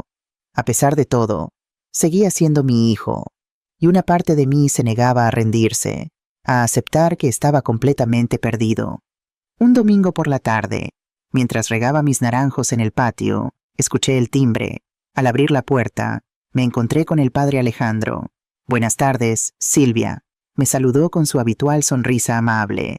«¿Puedo pasar?». Lo invité a entrar y preparé café mientras él se acomodaba en el salón. Había algo en su expresión, una mezcla de preocupación y esperanza, que me intrigaba. «He hablado con Marcos», me dijo finalmente. Después de tomar un sorbo de café, «varias veces. En realidad, las cosas no están bien entre él y Nerea». Mi corazón dio un vuelco. «¿Qué quiere decir? Están teniendo problemas serios». Según Marcos, desde que perdieron la audiencia preliminar, Nerea se ha vuelto inestable, agresiva. Lo culpa por el fracaso de su plan. ¿Te ha contado algo más?, pregunté, intentando no mostrar demasiada esperanza. Sí, Silvia, me ha confesado todo. El padre Alejandro dejó su taza sobre la mesa y me miró directamente a los ojos. Me ha contado cómo Nerea le convenció para que te pidieran dinero prestado repetidamente, cómo ella copió tu tarjeta sin que él lo supiera inicialmente, cómo cuando lo descubrió, ella lo persuadió de que era por el bien de ambos. Escuché en silencio, sintiendo una mezcla de dolor y vindicación. Me ha dicho que al principio realmente creía que estabas confundida, que imaginabas cosas. Nerea era muy convincente, manipulando situaciones para hacerte parecer olvidadiza o paranoica. Pero cuando encontraste la fotocopia de la tarjeta, cuando las pruebas se volvieron innegables, él simplemente decidió seguir adelante con la mentira. ¿Por qué?, pregunté, mi voz apenas un susurro. ¿Por qué mi propio hijo haría algo así? Miedo, vergüenza, orgullo, respondió el sacerdote. Y dinero, por supuesto. Marcos tiene problemas económicos serios que nunca te contó, deudas de juego que Nerea descubrió poco después de casarse y que usó como palanca para controlarlo. Deudas de juego, repetí, incrédula. Marcos nunca ha sido jugador. Empezó después de la muerte de tu marido. Era su forma de lidiar con el dolor. Según me ha confesado, para cuando conoció a Nerea, ya debía más de 30.000 euros a personas peligrosas. La revelación me dejó sin aliento. Mi hijo, mi Marcos, había estado sufriendo en silencio durante años, cayendo en una espiral de adicción y deuda. Y yo no había visto nada. ¿Por qué no me lo dijo? Podría haberlo ayudado. Vergüenza. Silvia, no quería decepcionarte. Y luego, cuando conoció a Nerea, ella le ofreció una solución, usaría sus contactos para saldar las deudas. Pero a cambio, él tendría que hacer exactamente lo que ella dijera. ¿Qué clase de contactos? El padre Alejandro dudó. No estoy seguro. Marcos no ha sido muy específico al respecto. Pero lo que sí me ha quedado claro es que Nerea no es quien dice ser. No trabaja realmente en el Corte Inglés. Al menos no como asesora de moda. Tiene otros negocios. Mi mente daba vueltas intentando procesar toda esta información. Marcos atrapado en una red de deudas y manipulación. Nerea con una identidad falsa y conexiones oscuras. Era como una pesadilla de la que no podía despertar. ¿Por qué me cuentas todo esto ahora, padre? Porque Marcos quiere hablar contigo. Silvia, quiere confesarte todo personalmente, pedirte perdón. Está desesperado. ¿Dónde está Nerea? Se ha ido. Desapareció hace 3 días, llevándose todo el dinero que tenían. Marcos está destrozado, no solo emocionalmente, sino también económicamente. Una parte de mí quería sentir satisfacción por la desgracia de mi nuera, por el karma que finalmente la alcanzaba, pero lo único que sentía era una profunda tristeza por mi hijo, por todo lo que había perdido. ¿Crees que debo verlo?, pregunté, consciente de que el padre Alejandro conocía mi corazón mejor que nadie. Creo que ambos necesitan esta conversación, Silvia, para sanar, para perdonar, para encontrar un camino hacia adelante, sea cual sea ese camino. Esa noche, después de que el padre Alejandro se marchara, estuve largo rato sentada en mi sillón favorito, contemplando las fotografías familiares en la pared. Eduardo, Marcos y yo en tiempos más felices, mi familia, ahora rota por la avaricia, la manipulación y las mentiras. Podía perdonar a Marcos, podía volver a confiar en él después de todo lo que había hecho, o era demasiado tarde para reconstruir lo que se había roto. No tenía respuestas claras, solo un dolor sordo en el pecho y una determinación creciente fuera cual fuera mi decisión. La tomaría con los ojos bien abiertos, sin ilusiones, sin autoengaños. Al día siguiente, llamé a Javier para contarle lo que había averiguado. Es un giro interesante, comentó después de escucharme atentamente. Si Marcos está dispuesto a testificar contra Nerea, a confirmar el fraude y la manipulación, nuestro caso se fortalecería enormemente. ¿Qué pasaría con él? Enfrentaría cargos. Depende de varios factores, señora Jiménez, de su grado de participación, de su cooperación con la justicia, de si hay arrepentimiento genuino y reparación del daño, y, por supuesto, de si usted desea presentar cargos contra él. No quiero que mi hijo vaya a la cárcel, dije con firmeza. Lo entiendo. Y creo que podemos llegar a un acuerdo que evite eso, especialmente si contribuye a localizar a Nerea y recuperar el dinero defraudado. Después de hablar con Javier, tomé una decisión. Llamé al padre Alejandro y le pedí que organizara un encuentro con Marcos. Sería en terreno neutral, en la parroquia, con el sacerdote presente como mediador. El día del encuentro amaneció lluvioso, como si el cielo de Valencia quisiera acompañar el tono sombrío de la ocasión. Llegué a la iglesia de Santa Catalina con el corazón latiendo aceleradamente, sin saber qué esperar, qué sentir. Marcos ya estaba allí, sentado en uno de los bancos delanteros, con la cabeza inclinada como en oración. Se veía demacrado, más delgado de lo que recordaba, con sombras oscuras bajo los ojos y el cabello despeinado. Cuando me vio entrar, se puso de pie torpemente, como un niño inseguro. «Mamá», dijo simplemente, su voz quebrándose en esa única palabra. No respondí inmediatamente. Avancé hasta el banco donde él estaba y me senté, dejando espacio entre nosotros. El padre Alejandro nos observaba discretamente desde el altar, dándonos privacidad pero manteniéndose presente. «Tienes mucho que explicar, Marcos», dije finalmente, mi voz más firme de lo que esperaba. Y así comenzó la confesión de mi hijo. Me contó toda su adicción al juego tras la muerte de su padre, las deudas acumuladas, el terror que sentía ante las amenazas de sus acreedores, cómo conoció a Nerea en un casino, no en el trabajo como me había dicho, cómo ella se ofreció a ayudarlo, primero con pequeños préstamos, luego sugiriéndole que yo podría contribuir a solucionar sus problemas. Al principio eran solo pequeños préstamos, explicó, las lágrimas corriendo por sus mejillas. Cosas que realmente necesitábamos, o que al menos yo creía que necesitábamos. Nerea siempre decía que te lo devolveríamos pronto, y yo le creía. Me contó cómo gradualmente las necesidades se convirtieron en lujos, cómo Nerea siempre quería más, mejores cosas, restaurantes más caros, ropa de diseñador, y cómo, cuando comencé a poner límites, ella cambió de estrategia. «Fue idea suya copiar tu tarjeta», confesó, sin atreverse a mirarme a los ojos. «Yo no lo sabía al principio, te lo juro, pero cuando la descubrí usando tu tarjeta para compras que claramente no habías autorizado, me convenció de que era lo mejor para todos». «¿Cómo podría ser lo mejor para mí que me robarais?», pregunté, sintiendo cómo la indignación resurgía. «Me convenció de que realmente estabas comenzando a olvidar cosas», respondió, su voz apenas audible, «que era mejor que nosotros manejáramos tu dinero antes de que lo perdieras todo por mala gestión».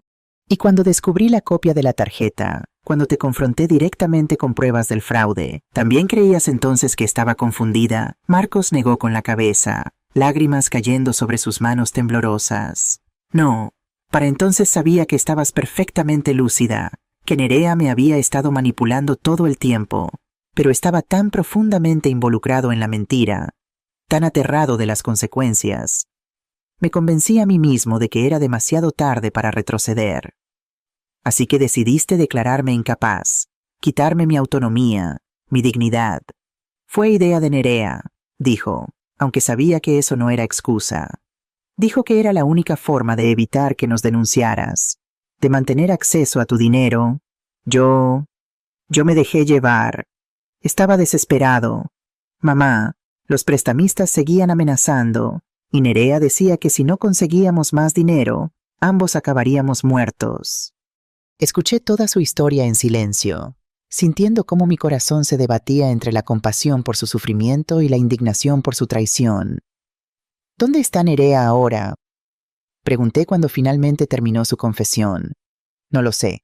Desapareció hace días, después de una fuerte discusión.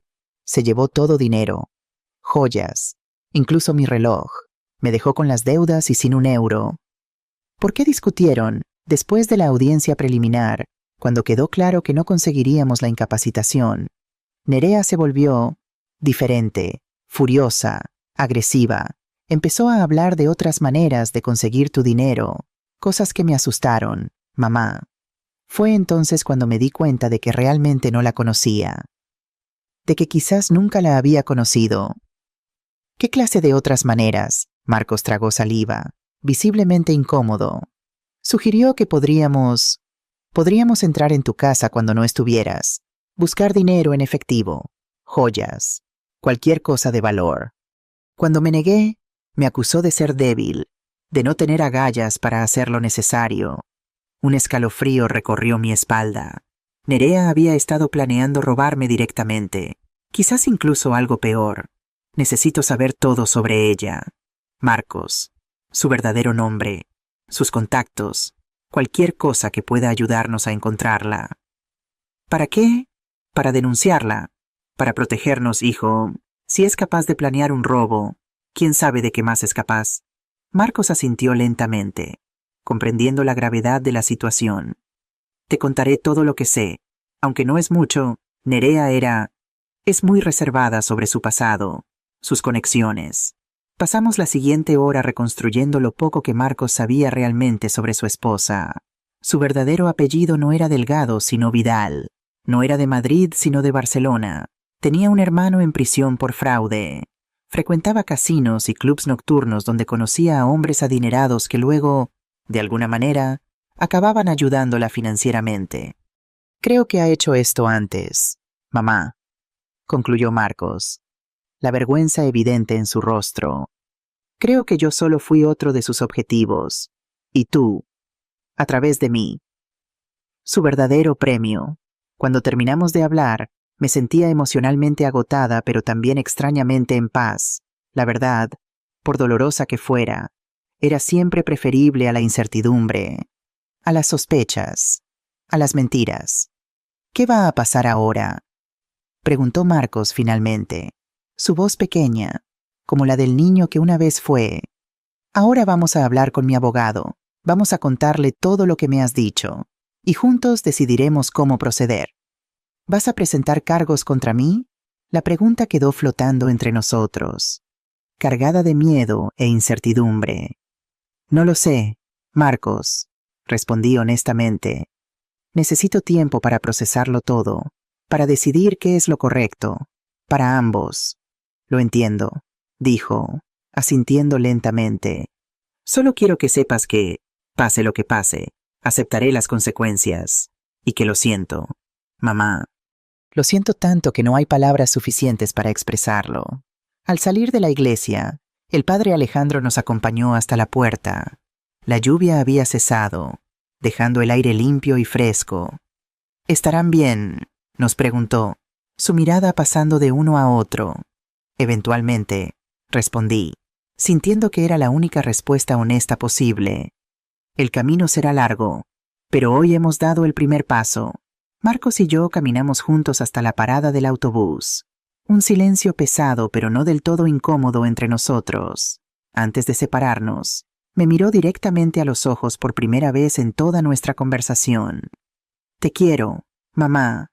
A pesar de todo lo que he hecho, nunca he dejado de quererte. Yo también te quiero, hijo, respondí, sintiendo las lágrimas acumularse. El amor nunca estuvo en duda, la confianza sí, y eso es lo que tendremos que reconstruir, con tiempo y con acciones, no solo con palabras. Esa noche, sola en mi casa, reflexioné sobre todo lo ocurrido. El camino hacia la reconciliación, si es que era posible, sería largo y difícil. Marcos tendría que demostrar con hechos su arrepentimiento. Tendría que reparar el daño causado, no solo económico, sino también emocional. Y yo tendría que aprender a perdonar, no por él, sino por mí misma, porque el rencor es una carga demasiado pesada para llevarla durante el resto de mi vida. Con esos pensamientos en mente, me preparé para la audiencia definitiva, donde finalmente se decidiría mi destino legal y, en muchos sentidos, el futuro de mi familia. La sala del juzgado estaba más llena que durante la audiencia preliminar. Mercedes había venido a apoyarme, junto con varios vecinos y amigos que querían testificar sobre mi lucidez y capacidad. El padre Alejandro también estaba presente, sentado discretamente en la última fila, pero la mayor sorpresa fue ver a Marcos sentado a mi lado, no junto a su abogado defensor.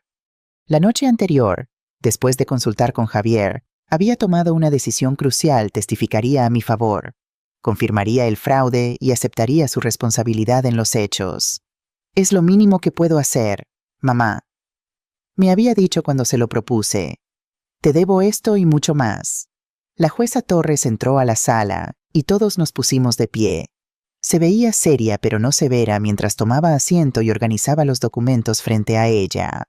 «Buenos días a todos», comenzó. «Estamos aquí para la audiencia definitiva en el procedimiento de incapacitación 347-2025. Antes de continuar, ¿hay alguna novedad que las partes quieran comunicar al tribunal?» Javier se puso de pie inmediatamente. «Sí, señoría. Ha habido un cambio significativo en la posición de la parte demandante. Don Marcos Romero Jiménez desea retirar formalmente su solicitud de incapacitación contra su madre, doña Silvia Jiménez, y además desea testificar sobre ciertos hechos relevantes para este caso». Un murmullo recorrió la sala. El abogado de Marcos, Carlos Mendoza, parecía completamente desconcertado. «Señoría, como letrado del demandante, no he sido informado de este cambio», protestó, poniéndose de pie. «Solicito un receso para consultar con mi cliente». La jueza miró a Marcos. «Es cierto lo que afirma el abogado Ordóñez.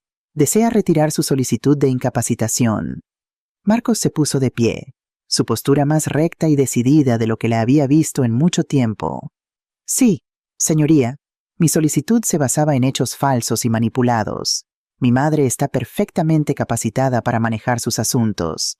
Después de un breve receso para que Mendoza pudiera hablar con Marcos, la audiencia continuó con un rumbo completamente diferente al esperado. En lugar de debatir sobre mi capacidad mental, nos centramos en el abuso financiero que había sufrido. Marcos testificó con absoluta honestidad, relatando cómo él y Nerea habían usado mi tarjeta sin autorización, cómo habían copiado mi información bancaria, cómo habían manipulado situaciones para hacerme parecer confundida, todo con el objetivo de acceder a mi dinero. Describió a Nerea como la instigadora principal, pero no eludió su propia responsabilidad. «Yo sabía que lo que hacíamos estaba mal», admitió ante la corte. «Y cuando mi madre nos confrontó con la verdad, en lugar de admitirlo, decidimos atacar su credibilidad, su cordura, su dignidad». La jueza escuchó atentamente, haciendo preguntas ocasionales para clarificar ciertos puntos. Cuando Marcos terminó su testimonio, se volvió hacia mí. «Señora Jiménez, a la luz de estas revelaciones, ¿desea presentar cargos criminales contra su hijo?» Sentí todas las miradas de la sala sobre mí. Había considerado esta pregunta durante días, sopesando la justicia contra la compasión, el castigo contra la redención. «No, señoría», respondí finalmente. «Mi hijo ha aceptado su responsabilidad y está dispuesto a reparar el daño causado. Creo que la justicia puede servirse mejor mediante la restitución que mediante el castigo». «¿Y contra su nuera, Nerea Vidal?» «Sí, señoría, deseo presentar todos los cargos posibles contra ella, no solo por el daño que me causó a mí, sino por el que le causó a mi hijo». La jueza asintió, tomando nota. «Entiendo. Y en cuanto a la restitución, ¿han llegado a algún acuerdo?» Javier se puso de pie. «Sí, señoría. Don Marcos Romero se compromete a devolver íntegramente los 15.000 euros apropiados indebidamente, más intereses. Trabajará en un plan de pago supervisado por el juzgado, compatible con sus ingresos actuales. Además, se compromete a colaborar plenamente en la localización de Nerea Vidal y la recuperación de los bienes que ella se llevó». La audiencia concluyó con una resolución que me devolvía oficialmente mi plena autonomía legal y desestimaba completamente la solicitud de incapacitación. Además, el juzgado emitió una orden de búsqueda para Nerea Vidal por los delitos de fraude, suplantación de identidad y abuso financiero. Al salir de la sala, rodeada por mis amigos y vecinos que habían venido a apoyarme, sentí un alivio indescriptible. La pesadilla había terminado. Mi nombre estaba limpio. mi autonomía asegurada, mi dignidad restaurada. Marcos se acercó a mí tímidamente, inseguro de su recepción ahora que estábamos fuera del entorno formal del juzgado. «Gracias, mamá», dijo simplemente. «No merezco tu compasión, pero te prometo que la honraré cada día a partir de ahora». «Es un comienzo, Marcos», respondí, ofreciéndole una pequeña sonrisa. Un primer paso en un camino muy largo. En las semanas siguientes, mi vida comenzó a encontrar un nuevo equilibrio. Mis cuentas bancarias fueron desbloqueadas. Cambié todas mis contraseñas y tarjetas, y revisé meticulosamente mis finanzas para asegurarme de que todo estaba en orden. Marcos inició el plan de pagos acordado, entregándome religiosamente una cantidad mensual. También comenzó a asistir a terapia para adicciones, enfrentando finalmente el problema del juego que había desencadenado toda esta tragedia. Nuestras interacciones eran todavía cautelosas, cargadas de recuerdos dolorosos, pero también de una nueva honestidad que lentamente iba reconstruyendo los puentes quemados entre nosotros. Un día, mientras tomábamos café en mi patio, entre los naranjos que habían sido testigos silenciosos de toda esta historia, Marcos me hizo una pregunta que había estado evitando durante semanas. «¿Podrás perdonarme algún día?» «Mamá, ¿realmente perdonarme?» Contemplé mi taza de café antes de responder, pensando cuidadosamente en mis palabras. El perdón no es algo que sucede de una vez, Marcos. Es un proceso, un camino que recorremos día a día. Algunos días, cuando recuerdo lo que pasó, todavía siento rabia, dolor, traición. Otros días, cuando te veo esforzándote por cambiar, siento esperanza, orgullo incluso. ¿Eso significa que hay posibilidad? Alcé la mirada para encontrarme con la suya, tan parecida a la de su padre. Siempre hay posibilidad, hijo, pero dependerá de tus acciones, no de tus palabras, de las decisiones que tomes cada día a partir de ahora. Asintió, aceptando la respuesta, sin exigir garantías que yo no podía dar. Es justo, dijo finalmente, y te prometo que cada día intentaré merecer ese perdón, sea que llegue o no. Mientras tanto, mi relación con Javier Ordóñez había evolucionado de lo profesional a lo personal. Lo que comenzó con reuniones para discutir el caso se convirtió gradualmente en almuerzos donde hablábamos de libros, de música, de nuestras respectivas historias. Javier, viudo desde hacía 5 años, compartía mi amor por la jardinería y la cocina tradicional valenciana. Era un hombre culto, amable, con una inteligencia tranquila que me recordaba a Eduardo, aunque ambos eran muy diferentes en otros aspectos. ¿Cómo consigues que tus naranjos den frutos tan hermosos?, me preguntó un día, mientras examinaba admirado los árboles de mi patio. Paciencia, atención constante y mucho amor, respondí. Como todo lo que vale la pena en la vida, nuestras miradas se encontraron, y algo nuevo floreció entre nosotros, tan inesperado como bienvenido. 2 meses después de la audiencia definitiva, recibimos noticias sobre Nerea. Había sido detenida en Barcelona, intentando estafar a otro hombre adinerado con un esquema similar al que había usado con Marcos. Ha confesado varios fraudes anteriores, me informó Javier por teléfono. Al parecer, tiene todo un historial de manipulación financiera. Se enfrenta a varios años de prisión. La noticia, aunque satisfactoria desde el punto de vista de la justicia, me produjo sentimientos encontrados. Nerea había causado un daño inmenso a mi familia, pero también era una persona atrapada en su propia espiral de engaños y destrucción. ¿Quieres asistir al juicio?, me preguntó Marcos cuando le conté la noticia. No, respondí después de reflexionar.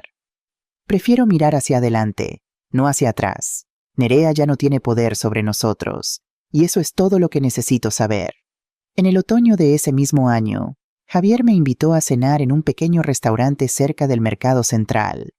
Estaba inusualmente nervioso esa noche, ajustándose repetidamente la corbata y tartamudeando ligeramente al pedir el vino. Silvia, dijo finalmente, después del postre, tomando mi mano sobre la mesa. Estos meses a tu lado han sido los más felices que he tenido desde que perdí a mi esposa. Me has devuelto la esperanza, la alegría, el deseo de compartir mi vida con alguien. Mi corazón latía aceleradamente, anticipando lo que venía a continuación. «No te estoy pidiendo matrimonio», aclaró rápidamente, sonriendo ante mi expresión sorprendida. «Al menos no todavía. Solo quiero saber si estarías dispuesta a intentarlo, a ver hacia dónde nos lleva esto». «Javier», respondí, apretando su mano. «A mis 70 años he aprendido a no desperdiciar el tiempo en dudas cuando el corazón está seguro. Y mi corazón está muy seguro de ti». Su sonrisa iluminó toda su cara, rejuveneciéndolo instantáneamente. «Eso es un sí, confirmé, sintiendo una felicidad que creía imposible después de todo lo vivido. La primavera siguiente, en una ceremonia pequeña e íntima en la iglesia de Santa Catalina, Javier y yo nos casamos. Mercedes fue mi madrina, el hermano de Javier su padrino, y el padre Alejandro ofició la ceremonia. Marcos estuvo presente, sobrio y emocionado, dándome su bendición sincera para este nuevo capítulo de mi vida. Javier se mudó a mi casa, trayendo sus libros de derecho, sus plantas, y una alegría tranquila que llenó cada rincón. Juntos rediseñamos el estudio de Eduardo como nuestra biblioteca compartida. Plantamos nuevas flores en el jardín. Establecimos rutinas que nos daban felicidad a ambos. Por las tardes, mientras yo preparaba la cena, Javier trabajaba en casos pro bono ayudando a otras personas mayores víctimas de abuso familiar, una especialidad que había desarrollado a partir de mi caso y que le proporcionaba una profunda satisfacción. «Cada caso que gano es una victoria para la dignidad humana», me decía, mientras compartíamos un vino en el patio, bajo los naranjos florecidos. Mi relación con Marcos seguía siendo un trabajo en progreso, con avances y retrocesos, momentos de conexión genuina y momentos de incomodidad cuando los recuerdos del pasado emergían inevitablemente. Pero cada día, cada pequeño gesto de respeto mutuo, cada conversación honesta, fortalecía el nuevo vínculo que estábamos construyendo. Un domingo, mientras celebrábamos el cumpleaños de Javier con una paella en el patio, Marcos me tomó del brazo y me llevó a un rincón tranquilo del jardín. «Tengo algo para ti», dijo, sacando un sobre del bolsillo. «El último pago. He devuelto todo. Mamá, cada euro, con intereses». Tomé el sobre, conmovida no tanto por el dinero en sí, sino por lo que representaba cumplimiento, responsabilidad, redención. «Estoy orgullosa de ti, Marcos», dije, las palabras saliendo directamente del corazón, «de la forma en que has enfrentado tus errores, de cómo has luchado por cambiar». Sus ojos se llenaron de lágrimas. «Gracias, mamá. Esas palabras significan más para mí que cualquier cosa en el mundo». Nos abrazamos entonces, por primera vez en mucho tiempo sin reservas, sin sombras entre nosotros. No era un final feliz de cuento de hadas. La vida real rara vez ofrece esos finales. Era algo mejor un nuevo comienzo honesto, construido sobre las lecciones del pasado, pero no encadenado a él. Esa noche, mientras Javier y yo nos preparábamos para dormir en la habitación que ahora compartíamos, reflexioné sobre el extraordinario viaje que había sido mi vida estos últimos años. «¿En qué piensas?», me preguntó Javier, notando mi expresión contemplativa. «¿En cómo a veces debemos perderlo todo para encontrar lo que realmente importa?». Respondí, «En cómo las peores traiciones pueden llevar a las más hermosas renovaciones». «¿Te arrepientes de algo?», consideré la pregunta seriamente antes de responder. «Me arrepiento del dolor, por supuesto, de las noches de miedo, de las lágrimas, de la confianza rota, pero no me arrepiento de haber defendido mi dignidad, de haber luchado por lo que era justo». Javier tomó mi mano, besando suavemente mis nudillos. «Tu fuerza me asombra cada día, Silvia.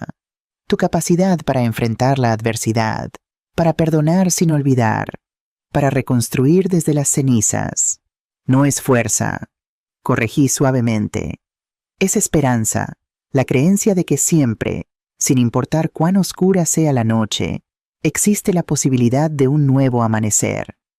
Y así, a mis 72 años, había aprendido las lecciones más duras, pero también las más valiosas de mi vida, que nunca es demasiado tarde para defender tu dignidad, que nunca es demasiado tarde para decir no, que nunca es demasiado tarde para comenzar de nuevo.